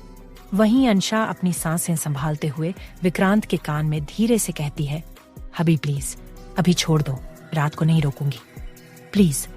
विक्रांत एक नजर अंशा को सिर उठाकर देखता है और फिर से उसके होंठों पर अपने होंठ रख देता है और दीवानों की तरह चूमने लगता है। अब अंशा भी किस में उसका साथ देने लगती है, क्योंकि वह समझ गई थी कि विक्रांत यही चाहता है। वक्त के साथ साथ दोनों की किस डिप होती जा रही थी। दोनों की दिल की धड़कनें बुलेट ट्रेन की तरह तेज हो गई थीं। विक्रांत का एक हाथ लगातार अंशा के बदन को सहला रहा था। करीब 20 मिनट बाद विक्रांत अंशा के होंठों को फ्री करता है। दोनों ही अपनी सांसें संभाल रहे थे। विक्रांत अंशा का सिर अपने सिर से जोड़कर कहता है, स्वीट हार्ट, अपना वादा याद रखना, आज रात प्लेन में तैयार रहना। अंशा अपने मन में सोचती है, मेरा हैवासी हबी अब जमीन तो क्या, हवा में भी रोमांस किए बिना नहीं छोड़ेगा। फिर विक्रांत अंशा को दुल्हन की तरह तैयार करता है और अंशा के सूजे हुए होठों पर लाइट किस करके कहता है, मेरी क्यूट खरगोशनी, अब चलें आपकी मुंह दिखाई की रस्म के लिए। अंशा विक्रांत को एक नजर गुस्से से घूरते हुए अपने होंठों पर लिपस्टिक लगाकर खड़ी होती है। हबी, आप बहुत बुरे हो, आप डेविल हो। विक्रांत स्माइल करते हुए अंशा की कमर में हाथ डालकर कहता है, स्वीट हार्ट, आज रात तुम्हें मेरा डेविल वाला रूप देखने को मिलेगा। फिर विक्रांत अंशा को लेकर कमरे से बाहर निकल जाता है। वही स्टेज हल्की गुलाबी रोशनी से नहाया हुआ था। फूलों की सजावट, पीछे बजता धीमा म्यूजिक और मेहमानों की हल्की हल्की फुसफुसाहटें माहौल को और भी खास बना रही थीं। वहीं स्टेज पर बैठी थीं दो सुंदर दुल्हनें उर्वशी और अंशा, लंबे घूंघट में छुपी अपने अपने दिल की धड़कनों को संभालती हुई। उर्वशी ने पर्पल कलर का सिल्की लहंगा पहना था, जिसकी झिलमिल करती कढ़ाई लाइट में और भी चमक रही थी। उसका घूंघट हल्के से हवा में डोल रहा था। वहीं पास में खड़ा था डेनिस, ब्राउन कलर के कोट पैंट और व्हाइट शर्ट में। उसकी मुस्कान से साफ झलक रहा था कि वो खुद को कितना लकी समझ रहा है। कुमुद जी ने माइक उठाया और मुस्कुराकर बोली, बेटा, अब तुम दोनों अपनी दुल्हनों की मुंह दिखाई की रस्म शुरू करो, सब इंतजार कर रहे हैं। डेनिस ने एक पल को आंखें मूंदी, फिर धीरे से स्टेज की सीढ़ियों की ओर बढ़ा। वो उर्वशी के सामने आकर घुटनों पर बैठ गया। मुझसे ज्यादा खूबसूरत तो कोई सपना भी नहीं हो सकता, मिसेस डेनिस। उसने धीरे से उसका घूंघट उठाया, जैसे कोई बहुत कीमती चीज को छू रहा हो। घूंघट के पीछे से उर्वशी की बड़ी बड़ी आंखें, गुलाबी होंठ और वो मासूम मुस्कान जैसे पल भर के लिए वक्त वहीं थम गया हो। डेनिस ने हौले से फ्लाइंग किस भेजते हुए कहा, अब तो पूरा ब्रह्मांड जलने वाला है मेरी वाइफी से। फिर उसने एक छोटा सा खूबसूरत गिफ्ट बॉक्स उसकी गोद में रखा और धीरे से कान के पास फुसफुसाया, वाइफी, इसे अकेले में खोलना। उर्वशी का चेहरा शर्म से लाल हो गया। उसकी पलकें खुद ब खुद झुक गईं। उसकी उंगलियां धीरे धीरे उस बॉक्स को थामने लगी और डेनिस बस उसे देख यूं ही रहा था, जैसे वो कोई नजारा हो जिसे छोड़ना मुश्किल हो। वहीं दूसरी ओर विक्रांत अपनी आंखों में वही पुराना सा रौब, लेकिन होठों पर हल्की सी मुस्कान लिए स्टेज पर पहुंचा। अंशा, जिसने पिंक और सिल्वर कलर का लहंगा पहना था, अब भी घूंघट में छुपी थी। वो अपनी धड़कनों की रफ्तार खुद नहीं समझ पा रही थी। विक्रांत उसके पास बैठते हुए थोड़ा झुका और बहुत ही नर्म लहजे में बोला, स्वीट हार्ट। उसने बेहद नरमी से अंशा का घूंघट उठाया और जैसे ही उसका चेहरा सामने आया, उसकी आंखें वहीं ठहर गईं। स्वीट हार्ट, तुम तो जान ही ले लोगी मेरी, उसने हल्के से डेविल स्माइल करते हुए कहा। फिर अपनी उंगलियों से उसका गाल सहलाया। अंशा ने कुछ कहने की कोशिश की, लेकिन शब्द जैसे गले में अटक गए। बस आंखें बंद कर लीं, जैसे उस पल को महसूस करना चाहती हो। विक्रांत ने उसके माथे को चूमा और एक खूबसूरत रूबी का नेकलेस गिफ्ट किया। स्वीट हार्ट, ये तुम्हारे जैसा ही अनमोल है, उसने कहा। अंशा धीमे से मुस्कुरा दी। विक्रांत ने थोड़ा झुककर उसकी आंखों में देखा। वैसे एक बात बताऊं? अंशा ने इशारे से पूछा। क्या? अगर तुम इसी तरह हर दिन तैयार होकर मेरे सामने आओगी तो ऑफिस जाना छोड़ दूंगा। अंशा हंस पड़ी। तो मैं रोज घूंघट डालकर बैठूं? विक्रांत ने मजाक में कहा। नहीं, घूंघट नहीं, बस मैं और तुम, बाकी सब आउट ऑन फोकस। वहीं डेनिस और उर्वशी भी हंसते हुए अब एक दूसरे से कान में कुछ फुसफुसा रहे थे। आप दोनों का रोमांस अब रोकना पड़ेगा। पीछे से कुमुद जी की आवाज आई। अभी सबको दिखाना है कि हमारी बहुएं कितनी सुंदर हैं। सभी मेहमान अब स्टेज के पास आकर दोनों जोड़ियों को बधाइयां देने लगे। कैमरे फ्लैश कर रहे थे और सबकी नजरें बार बार दुल्हनों की खूबसूरती पर ठहर रही थीं। वाह बेटा, एक आंटी ने कहा, ऐसी बहुएं तो किस्मत वालों को मिलती हैं। विक्रांत ने अंशा का हाथ पकड़ लिया। डेनिस ने चुटकी ली, और मेरी तो सुपर किस्मत, क्योंकि मेरी वाइफ ही मुझे रोज प्यार करती है। उर्वशी ने शर्माते हुए उसे धीरे से कोहनी मारी। डेनिस जी, पूरा माहौल हंसी, मुस्कान और प्यार से भर गया था। दोनों जोड़ियां एक दूसरे में खोई हुई और ये मुंह दिखाई की रस्म जैसे उनकी नई जिंदगी की पहली मीठी शुरुआत थी। वहीं मोहिनी चाची अंशा को घूरते हुए अचानक हंसने लगती है। मान लो जितनी खुशी माननी है, बहुत जल्द मैं तुम्हें विक्रांत की जिंदगी से बाहर फेंक दूंगी। उधर शोभित, विकी, नीति और मधु को बता रहा था कि विक्रांत अंशा को तब से पसंद करता है जब अंशा 17 साल की थी। मधु हैरानी से पूछती है, क्या तुम सच बोल रहे हो? शोभित उन तीनों को सारी कहानी सुनाता है। विकी तो मुंह खोलकर कहता है, अंशा तो ठीक है, पर विक्रांत जी तो हवस में डूबे हुए निकले। अंशा जब 17 साल की थी तब से उसके पीछे पड़े हैं। तोबा तोबा। वहीं मुंह दिखाई की रस्म के बाद सब डिनर कर रहे थे। वैदेही जी अपनी पार्टी के सदस्यों से बातचीत कर रही थीं। तभी बिल्लू दौड़ते हुए आता है और वैदेही जी की गोद में चढ़कर म्याऊं म्याऊं करने लगता है। पार्टी का एक कार्यकर्ता कहता है, आपका बिल्लू तो बहुत क्यूट और बड़ा हो गया है। वैदेही जी उस कार्यकर्ता की बात पर मुस्कुराती है। वहीं बिल्लू लगातार म्याऊं म्याऊं करता जा रहा था। वैदेही जी परेशान होकर बिल्लू से पूछती है, बेटा क्या बात है, किसने डांट दिया? बिल्लू ना में सिर हिलाता है। वैदेही जी फिर से पूछती है, बेटा तुम्हें भूख लगी है? बिल्लू फिर से ना में सिर हिलाता है। वैदेही जी बहुत परेशान हो जाती हैं। तभी बिल्लू उनकी गोद से कूदकर भाग जाता है। वैदेही जी उसके पीछे जाती है और बिल्लू उन्हें अंशा के पास ले जाता है। वहीं अंशा अपने तीनों बेबीज को अपने हाथों से खाना खिला रही थी। वैदेही जी समझ जाती हैं कि उनके लाडले को भी अंशा के हाथों से खाना खाना है, पर बिल्लू फिर से ना में सिर हिलाकर मना कर देता है। अब तो वैदेही जी परेशान होकर अंशा के पास बैठ जाती हैं और कहती हैं, उफ, ये लड़का न जाने क्या कहना चाहता है। अंशा वैदेही जी से कहती है, मॉम मैं पूछकर बताती हूँ। फिर अंशा बिल्लू से पूछती है कि आखिर वो अपनी मम्मी से क्या कहना चाहता है। बिल्लू अंशा को बता देता है कि वो वैदेही जी से क्या कहना चाहता है। अंशा बिना सोचे समझे बोल देती है, मॉम बिल्लू आपको बताना चाहता है कि डैड एक खूबसूरत लड़की से हंस हंस कर बात कर रहे हैं। वो स्टेज के साइड में दिख रहे हैं। वैदेही जी को पता था कि अंशा को आत्माओं के साथ साथ जानवरों की भाषा भी समझ आती है। उन्होंने जैसे ही स्टेज के साइड देखा तो बिल्लू की बात सच निकली। रघुवेंद्र जी एक खूबसूरत लड़की से हंस हंस कर बात कर रहे थे। वैदेही जी बिल्लू को गोद में लेकर बोली, बिल्लू बेटा आज तुम्हारे पापा की खैर नहीं। बिल्लू भी हाँ में सिर हिला देता है। वैदेही जी बिल्लू को लेकर जब रघुवेंद्र जी के पास पहुंची तो उन्होंने देखा कि रघुवेंद्र जी तो अपने एक दोस्त की बेटी से बात कर रहे थे। वैदेही जी हल्का सा मुस्कुराते हुए बोली, ओह मेरे बच्चे को उसके पापा बस मम्मी के साथ ही अच्छे लगते हैं। बिल्लू हाँ में सिर हिला देता है। रघुवेंद्र जी वैदेही जी और बिल्लू को देखकर उस लड़की से कहते हैं, बेटा अपने पापा को मेरा नमस्ते जरूर कहना। वो लड़की ओके अंकल कहकर चली जाती है। रघुवेंद्र जी बिल्लू को घूरते हुए वैदेही जी की कमर में हाथ डालकर कहते हैं, आपके लाडले ने हमारे खिलाफ आपके कान भर दिए। वैदेही जी बिल्लू को सीने से लगाकर बोली, इसमें मेरे बच्चे की क्या गलती है? आप अगर हमारे अलावा किसी से बात करेंगे तो मेरे बच्चे को जलन तो होगी ही ना। रघुवेंद्र जी बिल्लू को अपनी गोद में लेकर कहते हैं, बेटा बिल्लू इस दुनिया में आपकी मम्मी से ज्यादा खूबसूरत लड़की है ही नहीं जो हमें झेल सके। वैदेही जी रघुवेंद्र जी के सीने पर हल्का सा मारते हुए बोली, महाराज आप भी ना। रघुवेंद्र जी वैदेही जी को अपनी बाहों में भर लेते हैं। वही ओबेरॉय पैलेस के बाहर परछाई फिर पास आई और इस बार ज्यादा जोर से पैलेस की दीवारों से टकराई, पर सुरक्षा घेरा अपनी जगह अडिग था। उसके जोर से टकराने से एक भयानक सी कराह उठी जो रात की खामोशी को चीरती चली गई। अंदर मुंह दिखाई की रस्में हंसी ठिठोली के साथ चल रही थीं।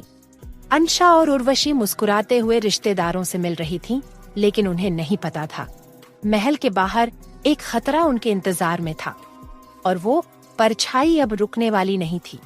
वो किसी भी कीमत पर अंदर आना चाहती थी। वहीं मुंह दिखाई फंक्शन में सौम्या मुंह फूलकर अपने दादा दादी से कहती है, मुझ बेचारी बच्ची को तो कोई प्यार करता ही नहीं।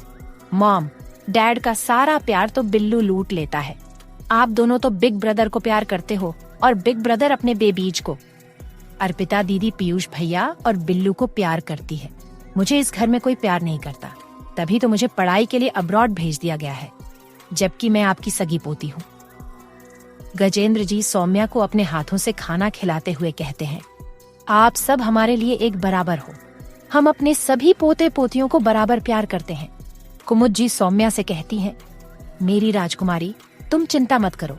मैं तुम्हारे मॉम डैड के कान खींचकर पूछूंगी कि वो अपना सारा प्यार इस भूरे बिल्ले पर क्यों लुटाते हैं। सौम्या अपनी दादी का हाथ पकड़कर कहती है, नो दादी, आप बिल्लू के सामने ऐसा कुछ मत कहना। अगर उसने अपने बारे में ऐसा कुछ सुन लिया ना तो भूख हड़ताल पर बैठ जाएगा। आपको पिछली बार याद है ना, जब मोहिनी चाची के भाई ने बिल्लू को भूरा बिगड़ैल बिल्ला कह दिया था तो बिल्लू ने पूरे 3 दिन तक खाना नहीं खाया था और उसकी तबीयत खराब हो गई थी। उसकी फिक्र में मॉम भी बीमार हो गई थी।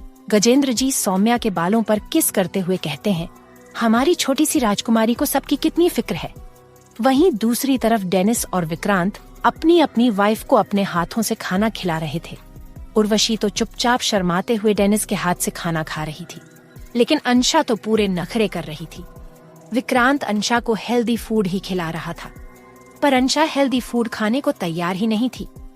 अंशा मुंह फुलाकर बोली, हबी, मैं ये घास फूस नहीं खाने वाली। मेरी मुंह दिखाई के फंक्शन में सब टेस्टी खाना खा सकते हैं, बस मुझे छोड़कर। विक्रांत उसे गुस्से से घूरते हुए बोला, स्वीट हार्ट, तुम सुबह पहले ही बहुत अनहेल्दी फूड खा चुकी हो, अब और नहीं।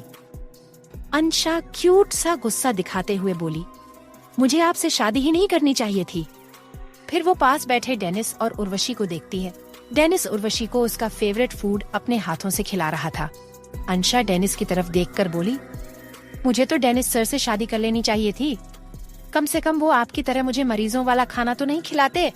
डेनिस गुस्से में विक्रांत को देखते हुए बोला, साली साहिबा, क्यों अपने इकलौते जीजू को अपने खूंखार पति के हाथों पिटवाना चाहती हो। विक्रांत कोल्ड वॉइस में बोला, स्वीट हार्ट, चुपचाप खाना खाओ वरना। अंशा सैलेड और मशरूम सूप देखकर रोने लगती है और मुंह नहीं खोलती। वहीं अंशा कुछ दूरी पर खड़े वैदेही जी और रघुवेंद्र जी को देखती है। वो रोते हुए उनके पास जाकर शिकायत करती है, ए मॉम डैड, देखिए ना, विक्रांत सर मुझे मरीजों वाला खाना जबरदस्ती खिला रहे हैं, जबकि बचपन से ही मैं खाने पीने की बहुत ज्यादा शौकीन हूँ। वैदेही जी एक नजर विक्रांत को देखती हैं, जो गुस्से में तीनों की तरफ घूर रहा था। फिर मुस्कुराते हुए बोली, अंशु बेटा, विक्रांत अपने डैड पर गए हैं। ये भी मुझे हल्दी के नाम पर उबला हुआ खाना आज तक खिलाते हैं। अंशा रोते हुए दोनों को देखकर वापस स्टेज पर चली जाती है और चुपचाप विक्रांत के हाथ से सैलेड लेकर खाने लगती है। उधर रघुवेंद्र जी वैदेही जी से कहते हैं, हम आपको कब हल्दी फूड के नाम पर घास फूस खिलाते हैं। वैदेही जी उन्हें घूरते हुए बोली, हाँ तो जाइए, अपने गुस्सैल बेटे को समझाइए। रघुवेंद्र जी को अच्छे से पता था कि विक्रांत बिल्कुल उन्हीं पर गया है और उन्हें भी वैदेही जी के और अपने बीच कोई भी इंटरफेयर पसंद नहीं। वहीं विक्रांत अंशा को सूप पिलाते हुए कहता है, स्वीट हार्ट, कर दी ना सासू मॉम और डैडी जी से मेरी शिकायत। अंशा सैंडी को गोद में लेकर कहती है, सैंडी, मैं तुम्हारी शादी ऐसे बिल्ले से करवाऊंगी जो तुम्हें तुम्हारे मन की करने देगा। मेरे तो मॉम डैड नहीं है, इसलिए मेरे लिए कौन आवाज उठाएगा, पर तुम्हारी मम्मा हूँ मैं। अंशा ये सब जानबूझकर विक्रांत को सुनाने के लिए कह रही थी, लेकिन वो वहाँ था ही नहीं। अंशा सैंडी से कहती है, सैंडी, तुमने देखा, विक्रांत सर शादी के 2 दिन में ही बदल गए। अब वो मुझे पहले की तरह प्यार नहीं करते। अंशा उदास बैठी थी, तभी कोई उसके सामने आइसक्रीम का कप रखता है। अंशा बिना देखे कहती है, ओह प्लीज गाइज, मुझे परेशान मत करो। अगर मेरे खूंखार पतिदेव ने देख लिया तो वो मुझे बिना बात के सजा देंगे। तभी अंशा के कानों में विक्रांत की रौबदार आवाज गूंजती है, स्वीट हार्ट, मैं कुछ नहीं कहूँगा। विक्रांत उसे आइसक्रीम खिलाता है, पर अंशा गुस्से में खाने से मना कर देती है। विक्रांत बहुत प्यार से उसके गाल पर किस करके कहता है, स्वीट हार्ट, हबी से नाराज हो। अंशा सिर हिलाकर हाँ कहती है। विक्रांत उसके कान में गर्म सांसें छोड़ते हुए कहता है, स्वीट हार्ट, तुम गुस्से में बहुत हॉट और सेक्सी लग रही हो, मुझे अब खुद पर कंट्रोल नहीं हो रहा। अंशा उसकी बात सुनकर हंसते हुए बोली, हबी, मैं तो आपसे नाराज हूँ ही नहीं, विक्रांत उसकी क्यूट हरकत देखकर स्माइल करते हुए उसे आइसक्रीम खिलाने लगता है। वही फंक्शन रात 11 बजे तक निपट चुका था। विक्रांत और अंशा अपने रूम में हनीमून पर जाने की तैयारी कर रहे थे। अंशा ने कपड़े चेंज कर लिए थे। उसने येलो कलर की फ्रॉक ड्रेस पहनी थी जो उसके घुटनों से नीचे तक की थी। अंशा मैंगो, पेप्सी और सैंडी से कहती है, बेबीज तुम तीनों उर्वशी मासी और डेनिस चाचू के साथ अच्छे से रहना। मैंगो हैरानी से पूछता है, मम्मा आप और डैडी हमारे साथ वापस नहीं चल रहे? अंशा शर्माते हुए कहती है, बेबी मैं और तुम्हारे डैडी हनीमून पर जा रहे हैं। पेप्सी उसकी फ्रॉक पकड़कर बोली, मम्मा हम भी आपके साथ हनीमून पर जाएंगे।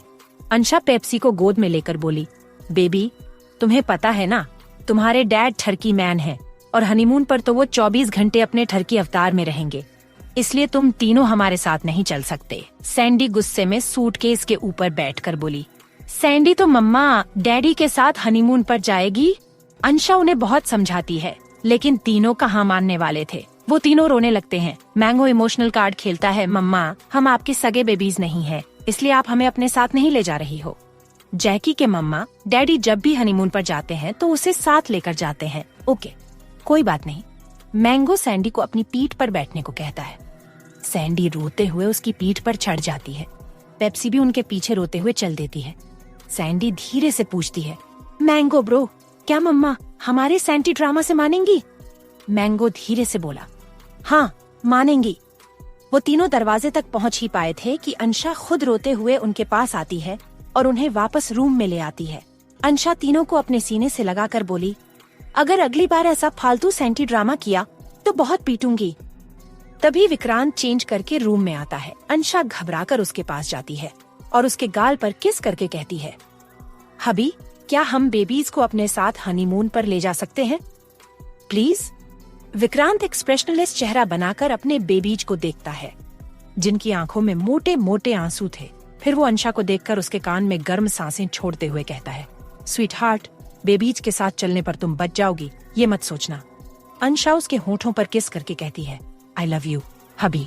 फिर विक्रांत और अंशा अपने बेबीज को लेकर सभी को बाय बोलकर एयरपोर्ट के लिए निकल जाते हैं।